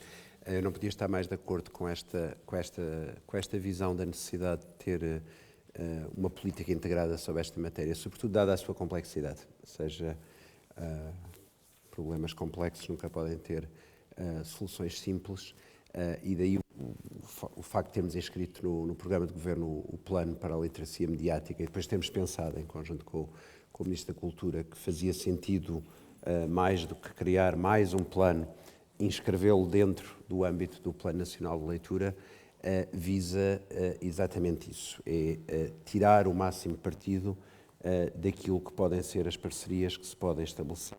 Aliás, na Direção-Geral da Educação, que é responsável pela área de Educação para a Cidadania, todos os referenciais que são construídos nesta área, e também está em fase agora de revisão o referencial para a literacia dos média, são sempre... Estou aqui a perder o microfone. Não pela Direção-Geral sozinha, mas são sempre feitos em parceria com entidades, essencialmente entidades públicas, que participam na definição de conteúdos, na definição das competências a desenvolver, na elaboração de atividades, exatamente já neste espírito de termos um trabalho das escolas que bebe e vai buscar o saber que as diferentes organizações têm. Depois eu estava a ouvir a Luísa com muita atenção e estava a ter um pensamento que é muito engraçado passar do estatuto de consumidor de notícias para ser o objeto da notícia. É uma coisa que acontece a quem se mete em atividades políticas. E é mesmo muito interessante, é um exercício muito interessante, porque não é raro ficarmos irritados com uma notícia porque sentimos que ou apanhou só uma frase do que dissemos e a parte mais interessante não ficou, ou porque descontextualizou, aquelas coisas que nós nos queixamos, às vezes também nos queixamos injustamente, não é? Como é evidente, porque o papel do jornalismo é escrutinar os políticos e às vezes o escrutínio também nos dói, mas faz parte disto tudo. Mas é muito interessante porque há momentos, sobretudo em alguns órgãos de comunicação social, que nós já pensamos assim, então se disto que eu percebo encontro tantas falhas, o que será que eu estou a engolir daquilo que não percebo? E isto quem faz este salto de um lado para o outro sente muitas vezes. E portanto, esta dimensão que o Pedro disse bem, desta corregulação que ganha um sentido muito maior neste momento em que todos somos produtores de conteúdos, eu acho que é essencial. E há pouco, quando eu trazia a dimensão ética para isto tudo, e pensando novamente nos jovens, é também este efeito de corregulação na relação com a formação para a produção de conteúdos, que eu acho que é muito interessante explorar e que podemos, se calhar, neste plano da literacia democrática e mediática, explorar de uma forma mais intencional.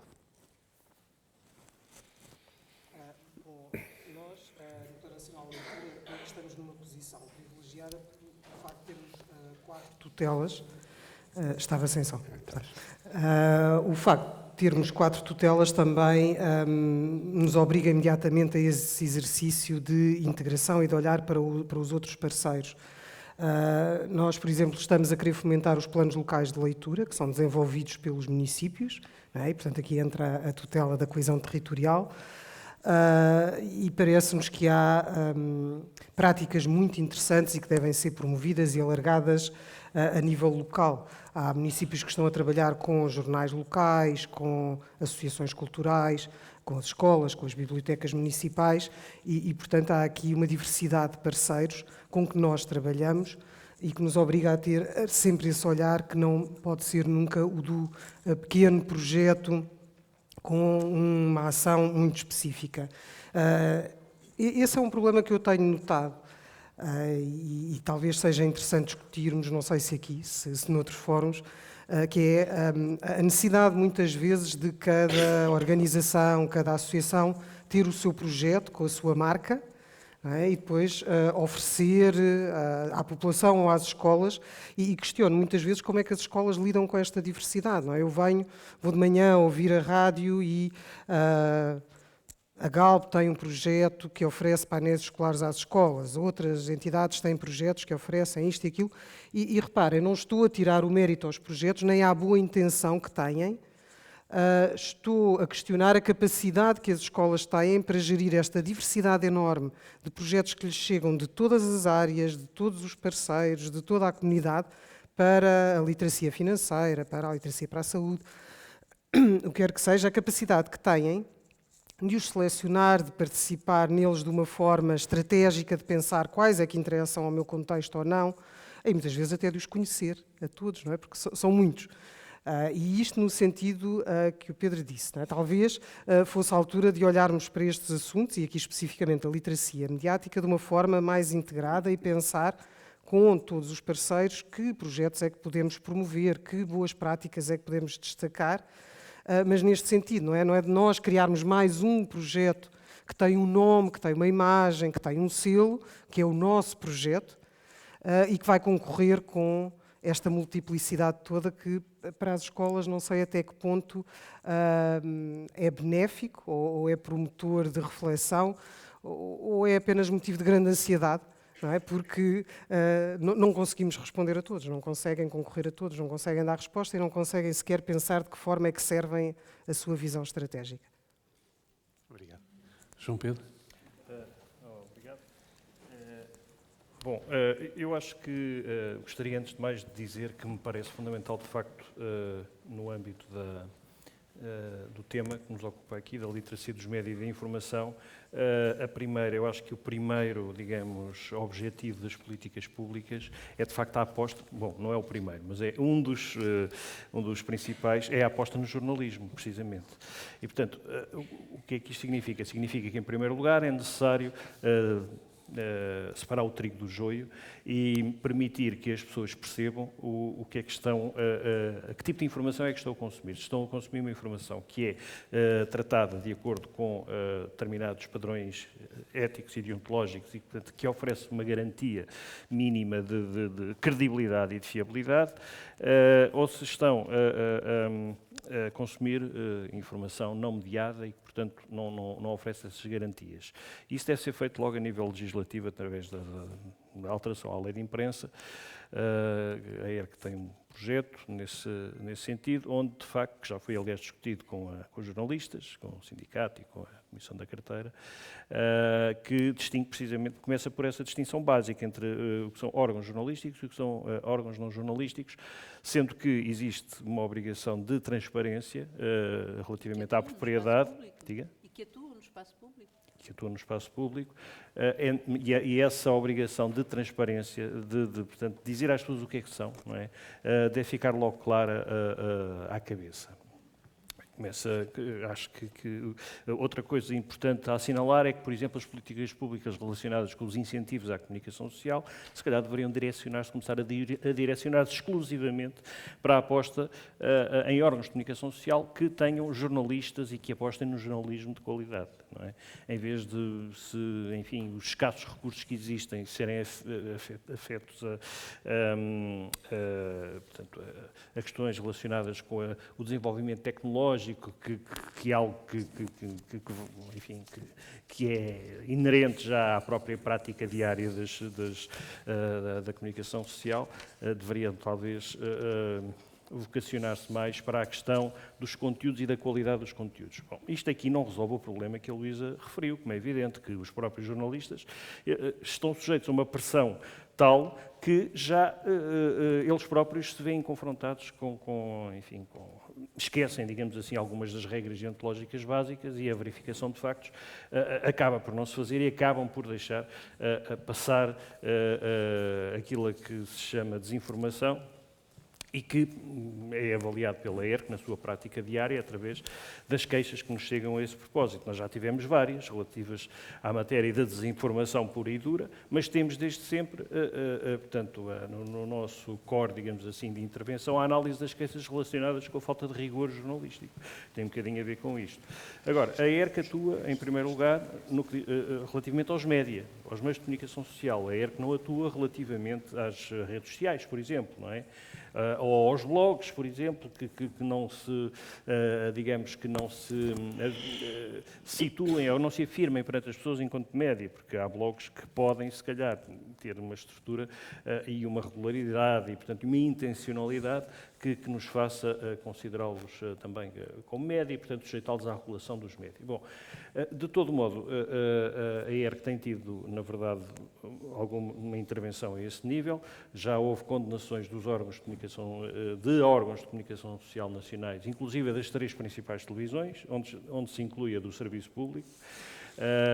relativamente a questões relacionadas com a guerra da Ucrânia, sobretudo no início, em que foram passadas imagens, já foi referido ontem aqui, e portanto, imagens até de videojogos para ilustrar a situação, portanto, o início do ataque das forças russas à Ucrânia, entre outras, enfim, entre outras formas menos rigorosas de abordagem, como a exibição de imagens de outros contextos ou antigas para ilustrar algo que está a acontecer.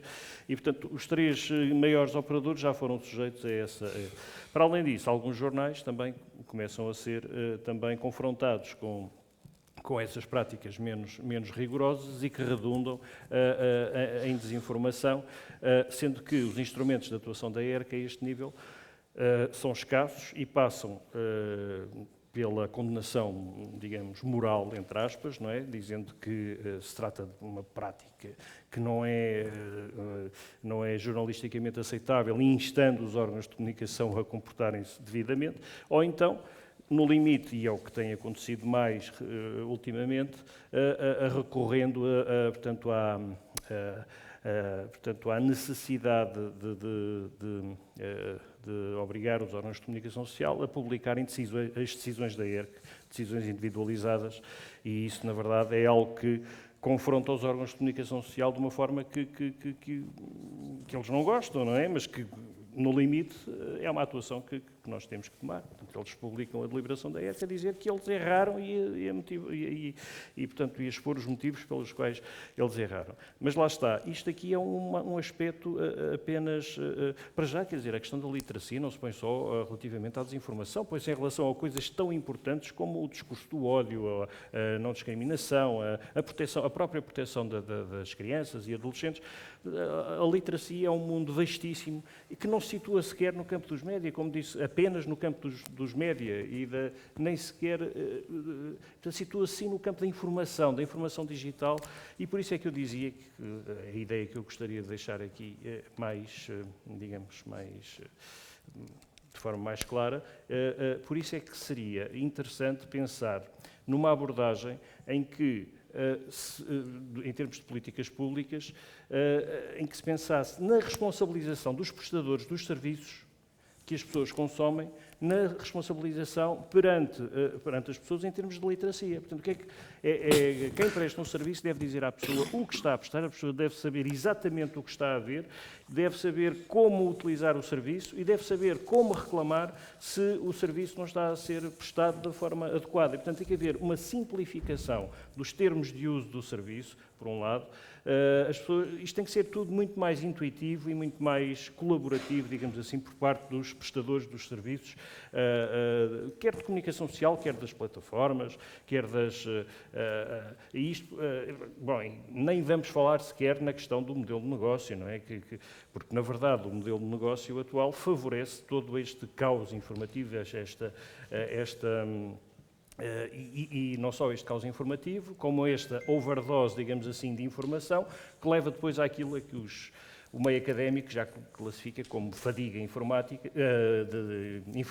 fadiga informativa em que as pessoas já não querem saber da informação, recebem tanta informação que acabam, tanta informação que sabem que pode não ser credível, não é? E daí o descrédito relativamente crescente, não é? Nós estamos ainda numa posição intermédia a esse propósito, como disse a Luísa, mas rapidamente lá chegaremos também, portanto, aos 30%, por exemplo, do Reino Unido, em que as pessoas já não acreditam nas notícias, ou de outros países da Europa, porque na verdade, todo este sistema, todo este modelo de negócio aposta, portanto, numa forma de circulação de informação que apela, sobretudo, às emoções, apela, sobretudo, à irracionalidade, em vez de apelar à análise crítica por parte das pessoas. Tanto que, e depois acontecem os fenómenos enfim, políticos, não é? Em desenvolvimento, que cavalgam, digamos assim, toda esta situação, denunciam, portanto, põem-se ao lado das pessoas naquilo que as pessoas sentem de mal, mas depois não apresentam soluções, e as pessoas, muitas vezes dizendo também, praticando desinformação, mas as pessoas já não querem saber se é desinformação, se não é desinformação, porque dizem, se não aconteceu, podia ter acontecido. E nós vivemos atualmente, portanto, nessa angústia, não é, de tentar regular este caos informativo em que vivemos atualmente, e, na verdade, temos que começar a responsabilizar os principais atores de tudo isto, que são os prestadores dos serviços, os prestadores de serviços da sociedade da informação, não é? De comunicações eletrónicas, de redes sociais, mas também os prestadores de serviços de comunicação social, que devem explicar às pessoas como trabalham, o que fazem e como atuam. Não, desculpem, se me estendi. Luís. Oh Pedro, isto aqui dá uma conversa sem fim. Eu nem sei por que ponto lhe pegar. Mas precisamos de fim. Aqui é um tempo. Porque, para já, respondendo ao teu repto, a objetividade é impossível, eu também acho, porque em jornalismo é um exercício subjetivo, aliás, como todo aquele da esfera humana, não é? E por isso, se eu escolho um facto em vez de outro, ou um ângulo em vez de outro, sou eu a escolhê-lo, e um colega meu poderá escolher de outra maneira. Isto é óbvio, mas depois há regras que têm que ser obedecidas, ou deverão sê-lo, e que são as normas da profissão, e por isso os jornalistas são jornalistas e têm um código de ética que têm que responder, deveriam cumprir, digamos assim. Mário Mesquita tinha um livro, tinha e tem um livro que tem um título que eu gosto muito e que gosto muito de citar essa frase, que se chama assim, O Estranho Dever do Ceticismo, para um jornalista. E ele explica porque é que é estranho, porque é que é um dever e porque é que é ceticismo. Porque, na verdade, o jornalista tem que o fazer, tem que ter o estranho dever do ceticismo quando elabora as suas próprias notícias. Mas, efetivamente, no panorama em que nós nos encontramos, em que o negócio, a indústria dos mídia luta contra... enfim, luta por sobreviver, não é contra, é luta por sobreviver, e, portanto, recorre muitas vezes a meios, e nós sabemos, os clickbaits, etc., que tornam extremamente difícil a atividade jornalística. A verdade é que os próprios jornalistas, quando eu disse há bocado, que os próprios jornalistas deveriam eles próprios ter, digamos, fazer cursos da sua própria literacia, porque eu encontro muitas vezes, enfim, estive a estudar um pouco esse tema a propósito de um outro assunto, que é como os jornalistas hoje, efetivamente, têm dificuldade, e não é de hoje, é de sempre, e há uma coisa que deve estar consciente num jornalista, a diferença entre o jornalismo, a propaganda e a desinformação. E se o jornalista não é cético em relação a isto, porque na minha vida profissional, desculpem-me vir aqui como esse exemplo, eu cobri a guerra da Jugoslávia e assisti a coisas que eram e a afirmações que se foram ditas e que se revelaram mentiras. Hoje, eu estava aqui a ver que, pelos vistos, 60% dos portugueses consideram que um dos temas da desinformação em Portugal atualmente é a guerra. Estamos a perceber a guerra da Ucrânia, Pedro já deu ali alguns exemplos, e os muito mais, que quando a guerra acabar, vamos saber que afinal não era verdade, ou era alargado, ou era verdade só um bocadinho, enfim. Mas isso são outros temas.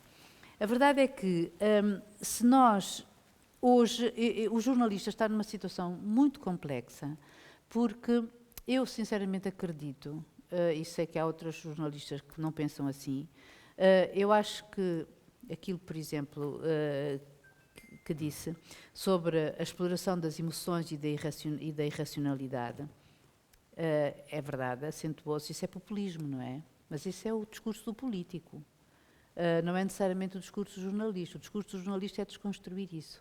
Por isso é que eu acho que o jornalista hoje está mesmo na primeira frente de batalha contra o populismo. Obviamente que os partidos políticos têm em si que decidir como é que lidam com isso, ou com o fenómeno populista nas nossas sociedades e na nossa sociedade em particular. Mas o jornalista também tem que saber profundamente, saber mesmo contextualizar, e quando um dos líderes políticos do nosso espectro político ataca determinadas comunidades ou acusa outras, ou diz inverdades, para usar um termo agora em voga, isso é o jornalista, é o primeiro a ter que denunciar isso. E não é denunciar dizendo que é uma mentira, é contextualizar o que ele diz e, eventualmente, no próprio texto, dizer que a coisa não é bem assim. Se há uma comunidade que, eventualmente, sofre, é responsável, segundo determinados, enfim, essa tendência política é responsável por uma série de crimes, ou por uma percentagem de crimes, o jornalista tem a obrigação ou de não reproduzir o que ele diz, porque um jornalista não é um pé de microfone. Às vezes é por isso que os políticos não gostam, não é? Porque o jornalista não pode ser um pé de microfone. E isso é o que acontece muitas vezes hoje nas redações, porque não há tempo e os jornalistas são poucos, são jovens, têm que responder a várias solicitações e atuar em várias plataformas. Ou seja, tanto escrevem, como estão a falar para a televisão, como estão a redigir para as redes sociais. Aquilo é um consumo infernal. E eu hoje penso muitas vezes, se um dia nós, todos, como sociedade, não vamos efetivamente pagar muito caro o facto de termos 3 canais de televisão a dar notícias durante 24 horas. Eu acho que eu sou muito pessimista, mas acho que isto não é bom para o nosso equilíbrio. Desculpa. Pegando exatamente nas palavras mais recentes da Luísa, de facto existem 3, eventualmente há quem considere 4, se considerar o Correio da Manhã TV, que é um canal jornalista, também verdade, um canal é de verdade, informação, é que é sobretudo, mas se calhar é porque existe mercado, não é? Exato. Pronto. E, por exemplo, no jornalismo impresso, se calhar não existe mercado, ou pelo menos o mercado não tem a mesma dimensão. E já agora só não resisto a referir 2 ou 3 dados fundamentais. Um é que, neste momento, o acesso às notícias em Portugal, segundo o último estudo do Reuters Institute, 20% é acesso direto, 24% de redes sociais, 28% de motores de busca, 13% alerta móvel, 5% por agregadores e 8% por e-mail. Ou seja, o acesso direto representa 1/5 do mercado já, não é? Exato. Pronto. E depois, se nós olharmos para as audiências em termos de gerações, por exemplo, as redes sociais representam 50% na geração Z, a que nasceu entre 1997 e 2007, e entre os boomers, que nasceram entre 1947 e 1965, as redes sociais só representam 8% e a televisão representa 58%. Ou seja, o ponto que eu queria salientar aqui é que nós corremos o risco em Portugal, tal como tem acontecido frequentemente em várias áreas, de definirmos políticas públicas e planos nacionais e outras coisas sem olhar para aquilo que é a realidade de base em que nós estamos a trabalhar. E esse risco levaria, naturalmente, a que, se calhar, fosse desejável haver primeiro um diagnóstico de variáveis fundamentais para permitir depois, sim, lançar um plano que fosse relativamente eficaz. Porque se eu quero atingir, por exemplo, as gerações mais novas e mais jovens, eu não posso ter um plano exatamente igual para as gerações mais velhas, para dar um exemplo concreto. Depois, há outro aspecto, a montante, que habitualmente é esquecido e que eu já referi, de certa forma, anteriormente, que é o seguinte: não adianta pugnar por um jornalismo de qualidade, com todas as regras deontológicas, com efeitos eventuais em termos de entidade reguladora, etc., se não há um setor económico que possa subsistir em termos do jornalismo tradicional. E, portanto, o desafio que eu lanço aqui, em relação, nomeadamente, à ERC, é, e até porque ele já tem elementos de base, nomeadamente no portal sobre a área financeira e sobre a transparência, fazer um estudo sobre a situação atual do jornalismo e quais as condições ou formas possíveis de sobrevivência desse mesmo jornalismo. Porque o problema não é só já, infelizmente, dos concelhos que não têm jornais ou rádios. O problema é mais grave, o problema é dos próprios meios de comunicação social tradicionais, que, em alguns casos, começam a não ter formas ou processos de sobrevivência e, portanto, o pluralismo também se faz pela diversidade, não é? Ou, pelo menos, é uma das razões para haver pluralismo. Portanto, nós precisamos de diagnósticos sobre os problemas reais da literacia mediática, precisamos de diagnósticos sobre os problemas reais de desinformação, sobre o tipo de consumos, sobre o setor da comunicação social como está e que tipo, eventualmente, de política industrial é que precisa para poder sobreviver. E precisamos também de planos que se preocupem com uma coisa que, infelizmente, também em Portugal é frequentemente esquecida, que é os impactos, não é? Ou seja, não chega só a fazer planos, mas é preciso perceber se esses planos tiveram algum resultado ou algum efeito prático. Daí que eu lançaria uma proposta no sentido de que, para além destes aspectos que eu referi, eu acho que está no momento, antes de lançar o Plano Nacional para a Literacia Mediática, de fazer uma consulta pública para perceber aquilo que são as principais preocupações e quais são os principais aspectos. E depois, como sabemos que o Plano Nacional para a Literacia Mediática tem verbas muito reduzidas, se calhar faria sentido preocupar-nos com sinergias entre aquilo que já existe. Pronto, e essas sinergias têm que ser desenvolvidas. Isso, quem gerir esse plano, tiver essa capacidade de gerir essas sinergias, já será muito bom em função daquilo que são os parcos recursos financeiros que possa ter.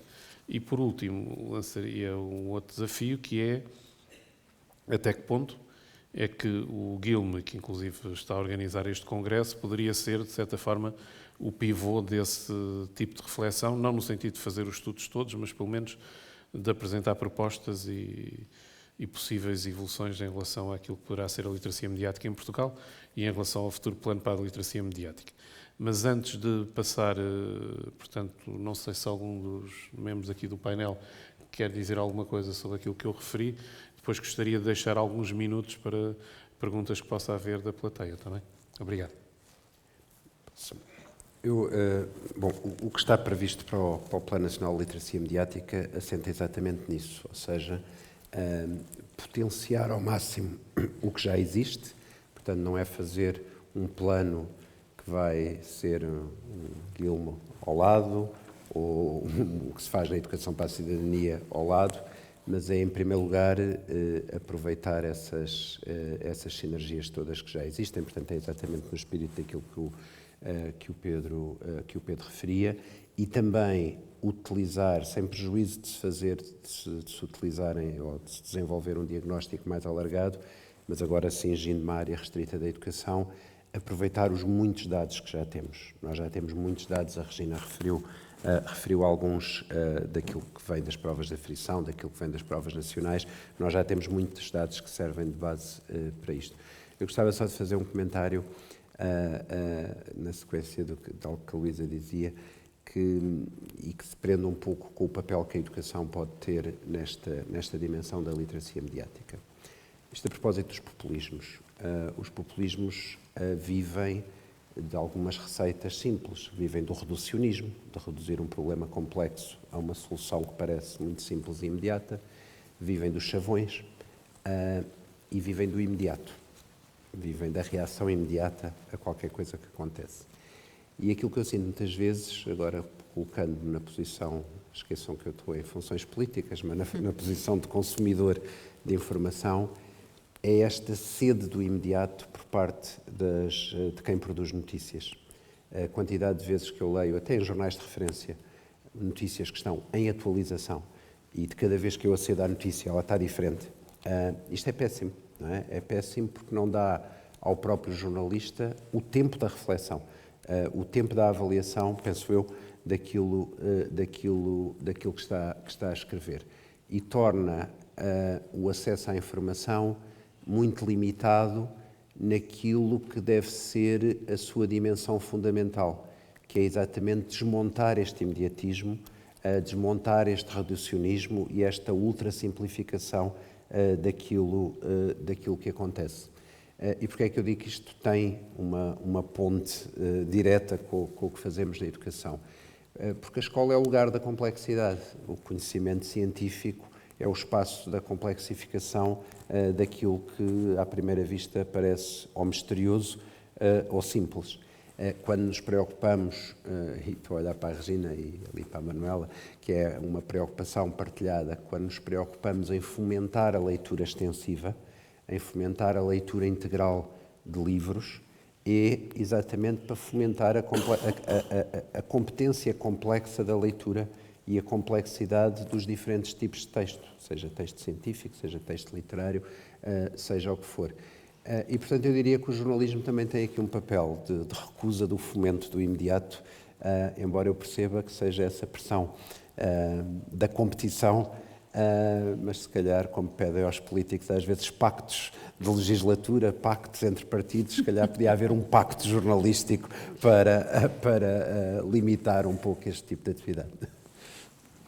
Não sei se alguém quer dizer Tenho mais só alguma dois coisa. breves comentários, até porque o Pedro olhou muito para mim e, portanto, imagino que alguns dos recados fossem... Não eram recados, eram... Não, eram bons recados. Fossem para mim. Parece-me óbvio que não se pode fazer este trabalho sem um diagnóstico, não é? E até porque, há pouco, quando referia a proliferação de projetos e a diversidade, às vezes contraproducente de projetos, tem muito a ver com isso, não é? É a minha ideia, é aquilo que eu gosto muito de fazer, é uma coisa que eu acho fantástica e que vai resultar, sem nos preocuparmos, às vezes, em olhar se já existe, se está feito, se resultou o que foi feito ou não.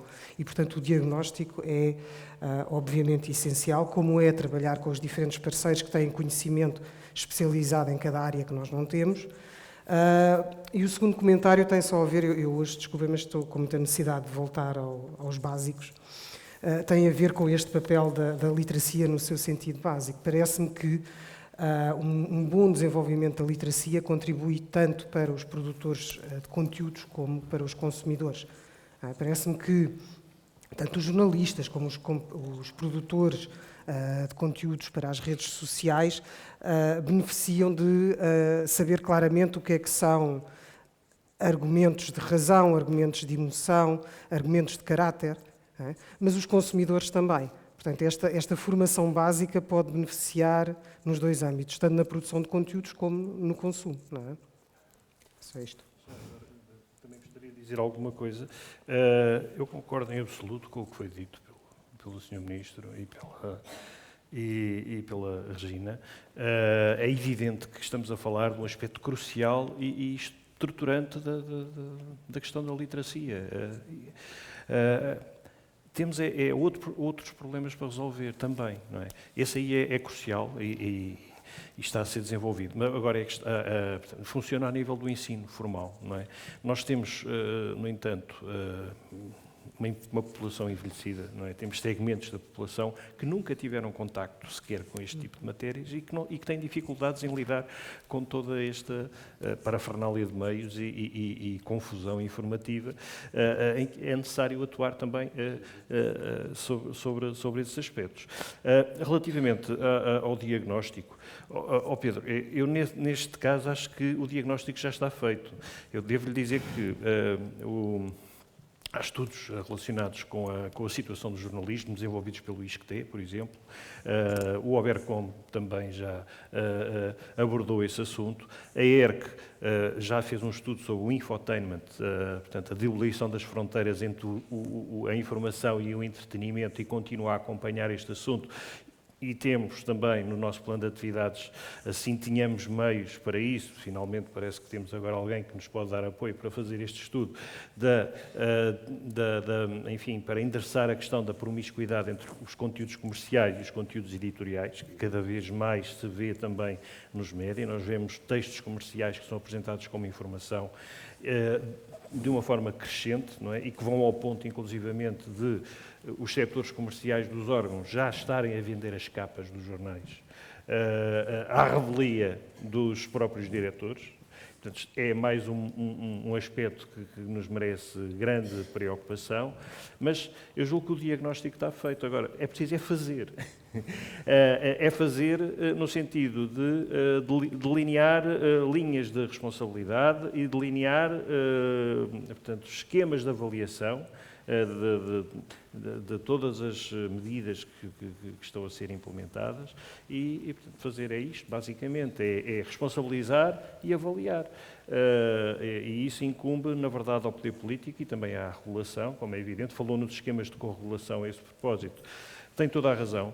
E nós estamos a fazer isso também. Tivemos agora um caso muito especial, como a ERC começou a ter a regulação das plataformas de partilha de vídeo, no que diz respeito portanto, é a ERC que verifica quais as ferramentas que as plataformas de partilha de vídeo estabelecidas em Portugal, que são poucas,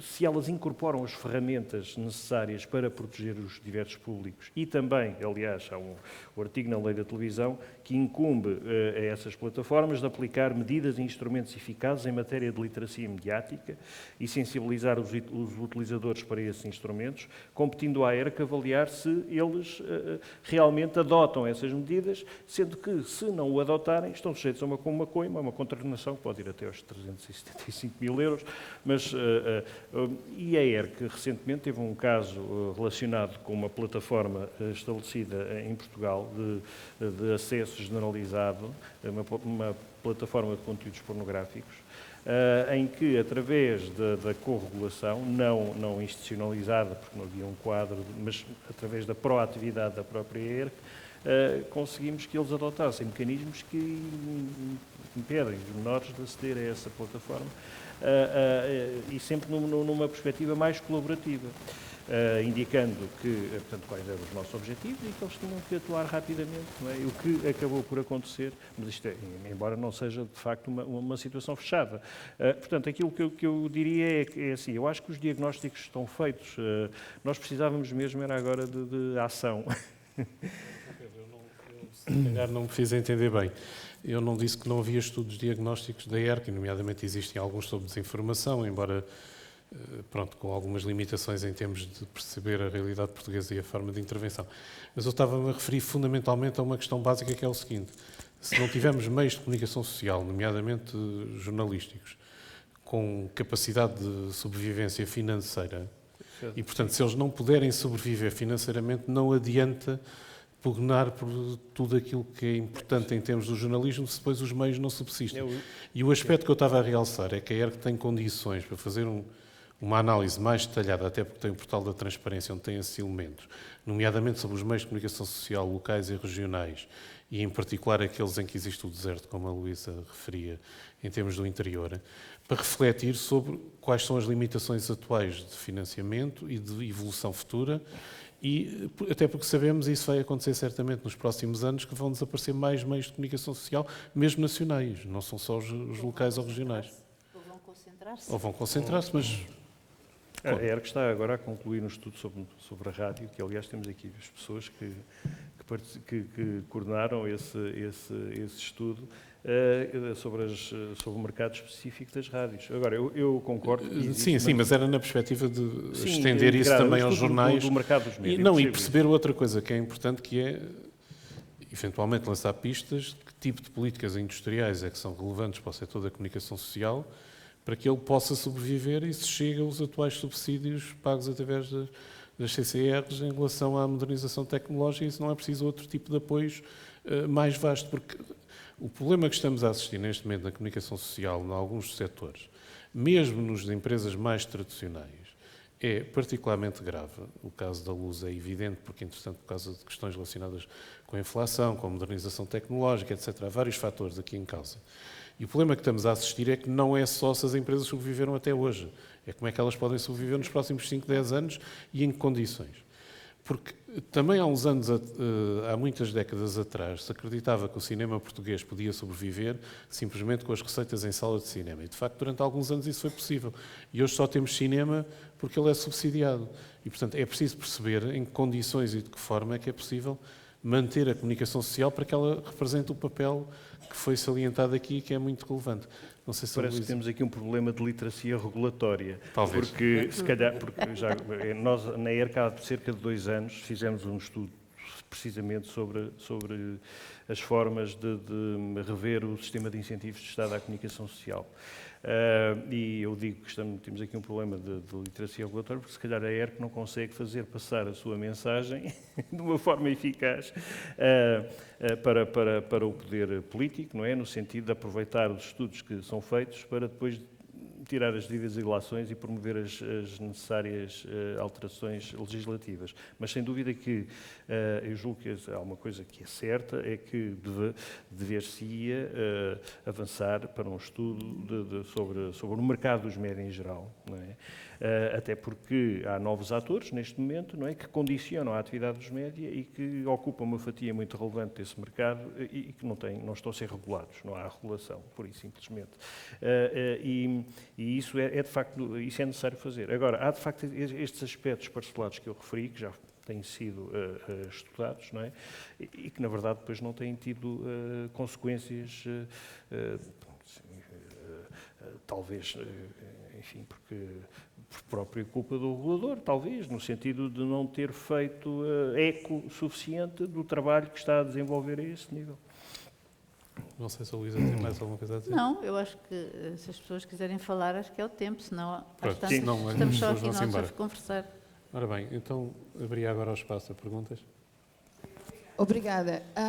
Sendo este um painel sobre os desafios para as políticas públicas, e estando presente o representante máximo da educação, que é quem tutela o meu trabalho e o trabalho de todos os professores, alguns estão presentes ainda na Assembleia, penso eu, acho que é uma obrigação ética colocar aqui algumas questões. Até porque as pessoas que estão aqui presentes e não são professores, não trabalham nas escolas, não têm sequer já familiares próximos na escola, poderão pensar, mas então o que é que corre mal nas escolas para, estando reunidas todas estas questões que o nosso Ministro elencou, portanto, desde os documentos reguladores que são excelentes, atenção ao perfil para o aluno à saída da escolaridade obrigatória, a lei, o que nós chamamos o Decreto 54, o Decreto 55, todos os referenciais para a Estratégia para a Cidadania, um conjunto de referenciais, o Plano Nacional de Leitura. Nós temos, estou convencida, trabalho na educação, sou professora há 30 anos, estou convencida que nós temos, em termos de legislação, coisas extraordinariamente avançadas, muito bem pensadas. Temos especialistas destas literacias de base, nós professores somos especialistas destas literacias de base.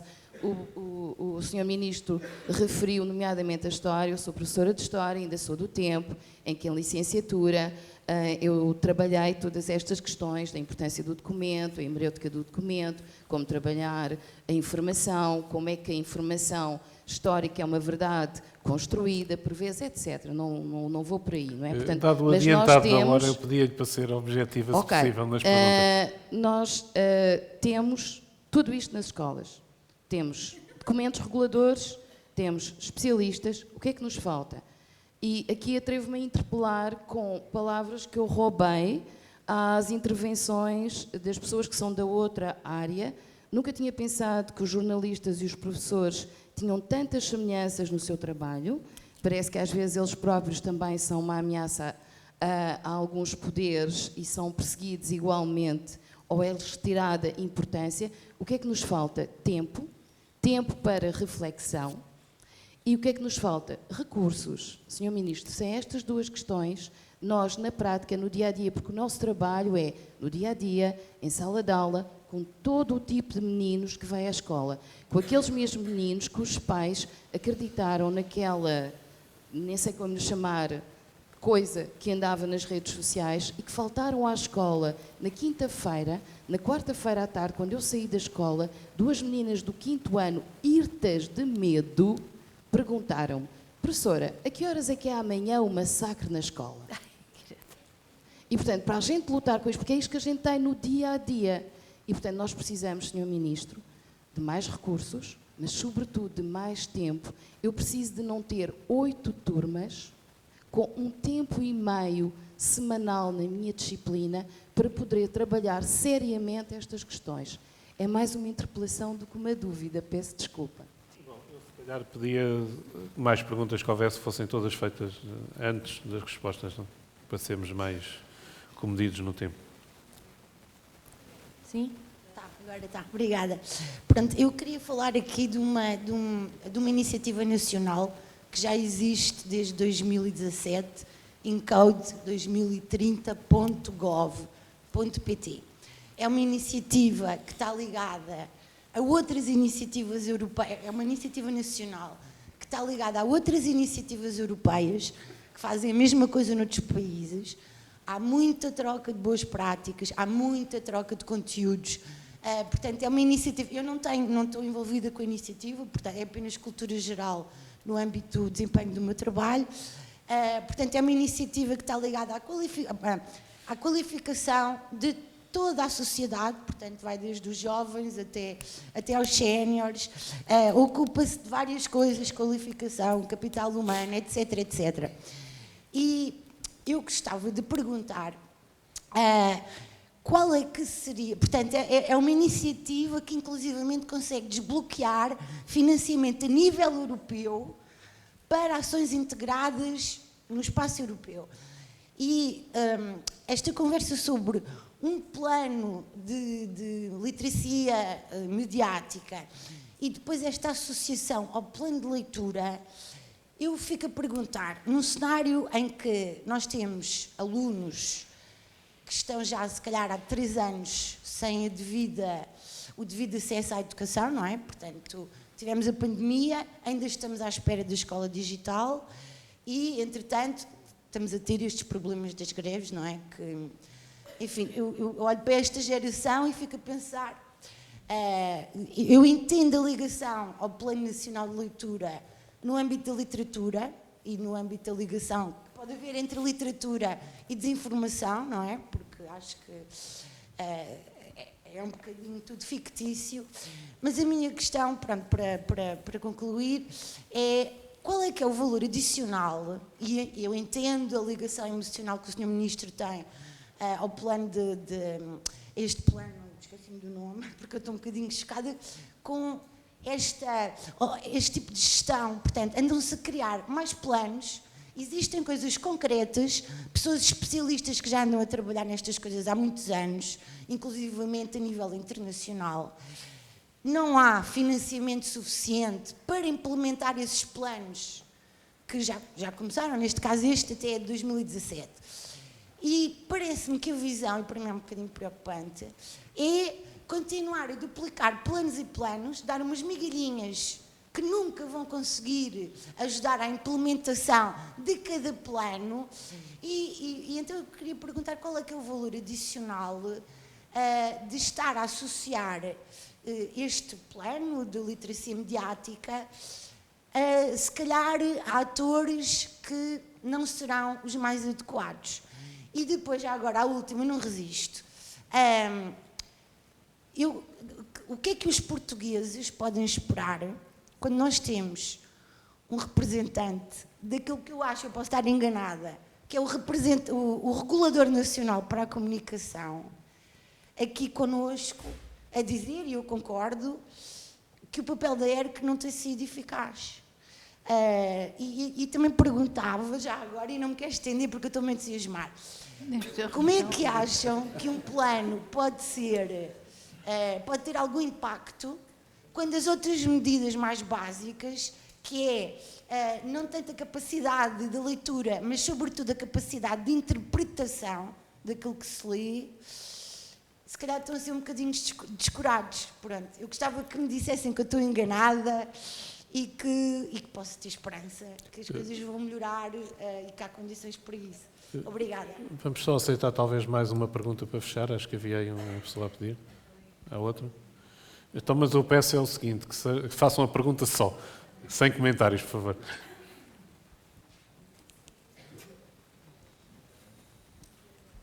Obrigada. Estão a ouvir-me? O meu nome é Lina Oliveira, também sou professora e tenho que começar por dizer que fico triste que tenha ficado tão pouco tempo para podermos colocar as nossas questões.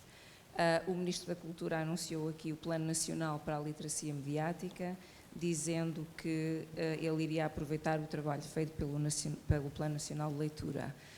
Entretanto, a Sra. Comissária esteve a dizer-nos que a própria literacia é ela já facilitadora de, digamos, competências no domínio da literacia mediática e, na realidade, sim, mas de uma maneira muito indireta, e penso que a educação para os média, e eu digo de propósito de educação, porque é o processo que envolve todo um trabalho complexo que vai depois, se tivermos sorte, conduzir à tal literacia, mas a educação para os média é um trabalho extremamente complexo, porque os média são tecnologia e mensagens e ideias, e são-nos apresentadas essas ideias de uma forma que é invisibilizada pelas tecnologias. O livro já fazia isso.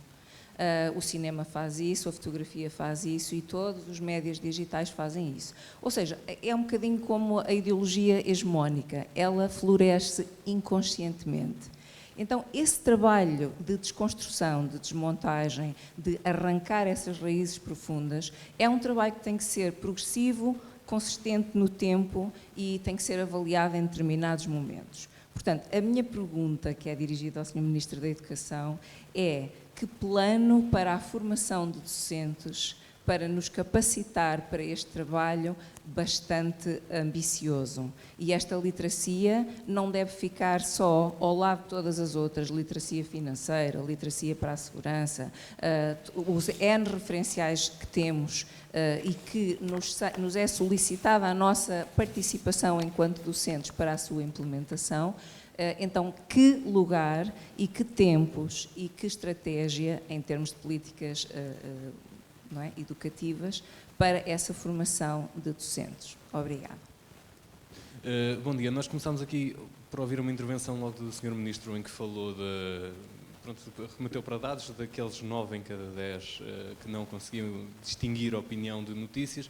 Nós olhamos para os principais mass media que temos nos jornais e nas televisões e vemos um grande espaço de opinião e de comentário ao longo dessas transmissões e dessas publicações. Perguntava se esta presença toda, que sim, pode significar também uma componente do modelo de negócio, não pode acabar por confundir e causar algum caos na parte da literacia mediática junto dos consumidores e dos leitores. Obrigado. Bom, então vamos fechar aqui as questões. Acho que as perguntas são muito dirigidas a dois dos intervenientes, portanto agradecia que respondesse. Muito bem. Isto, geralmente, quando há um ministro num painel, leva com quase o monopólio das perguntas.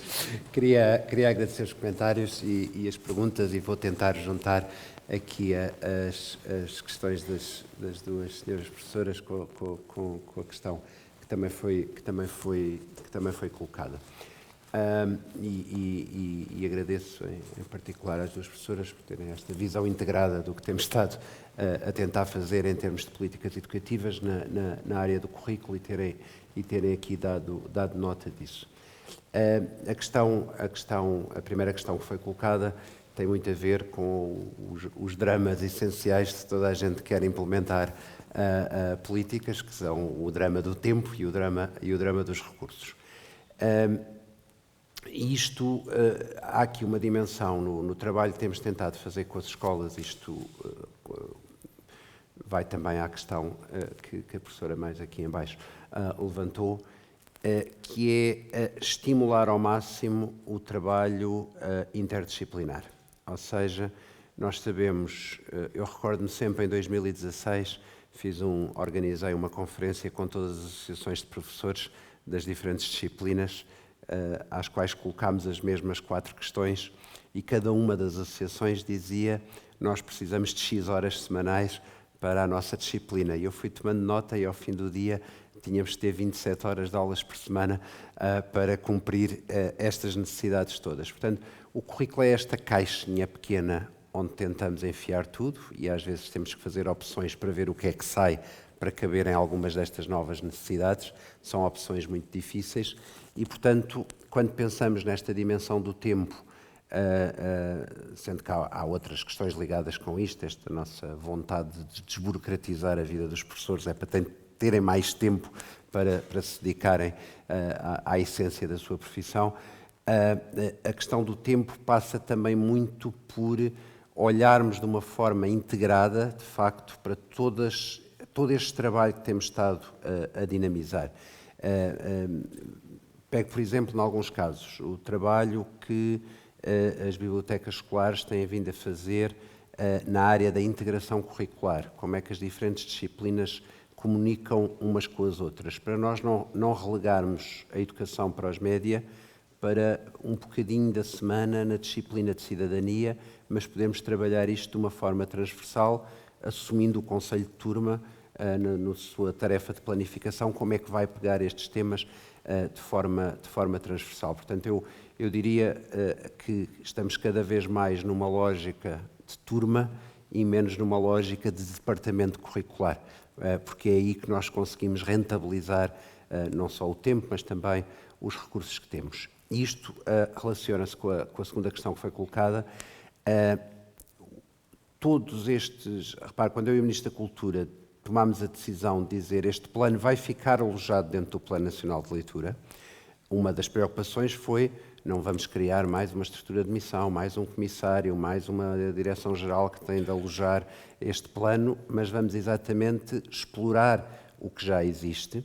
Também, como a comissária dizia, este é um programa com 4 tutelas e que já casa com muitas iniciativas que estão em curso. E uma delas é o InCode.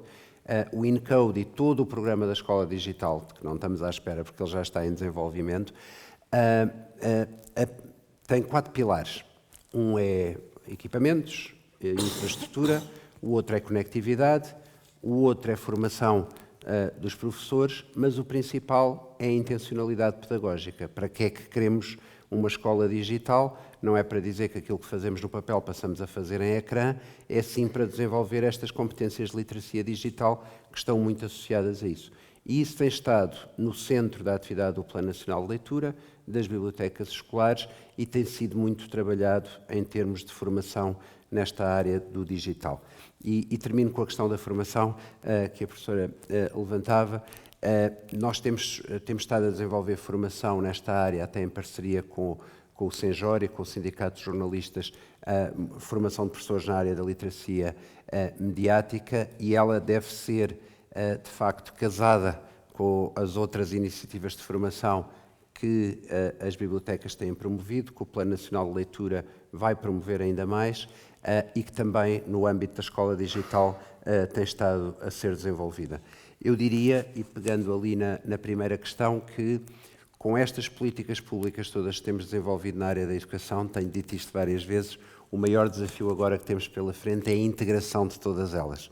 Ou seja, nós percebermos como é que pegamos nestas iniciativas todas e damos a isto um formato coerente na forma como elas são implementadas na vida concreta das escolas.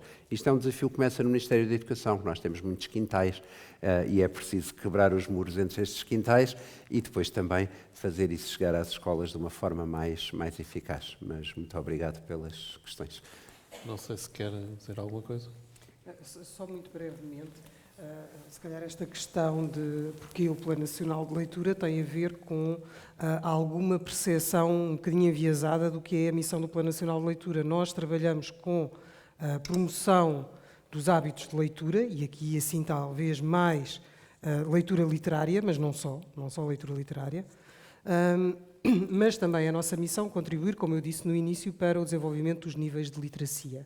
E, portanto, aqui estamos a falar de todo o tipo de texto, inclusivamente texto em diferentes modos, em diferentes suportes, o texto digital também, e isso faz parte do nosso papel. O facto de trabalharmos para as escolas, mas também para a comunidade, pode nos posicionar precisamente nesta convergência que é termos diferentes públicos e termos de adequar o nosso trabalho e trabalhar com parceiros das diferentes áreas para chegarmos a esses públicos. Obrigado. Não sei se querem dizer mais alguma coisa. Eu peço desculpa, vamos encerrar, até porque já são 1h18. Muito obrigado a todos, boa tarde e muito obrigada.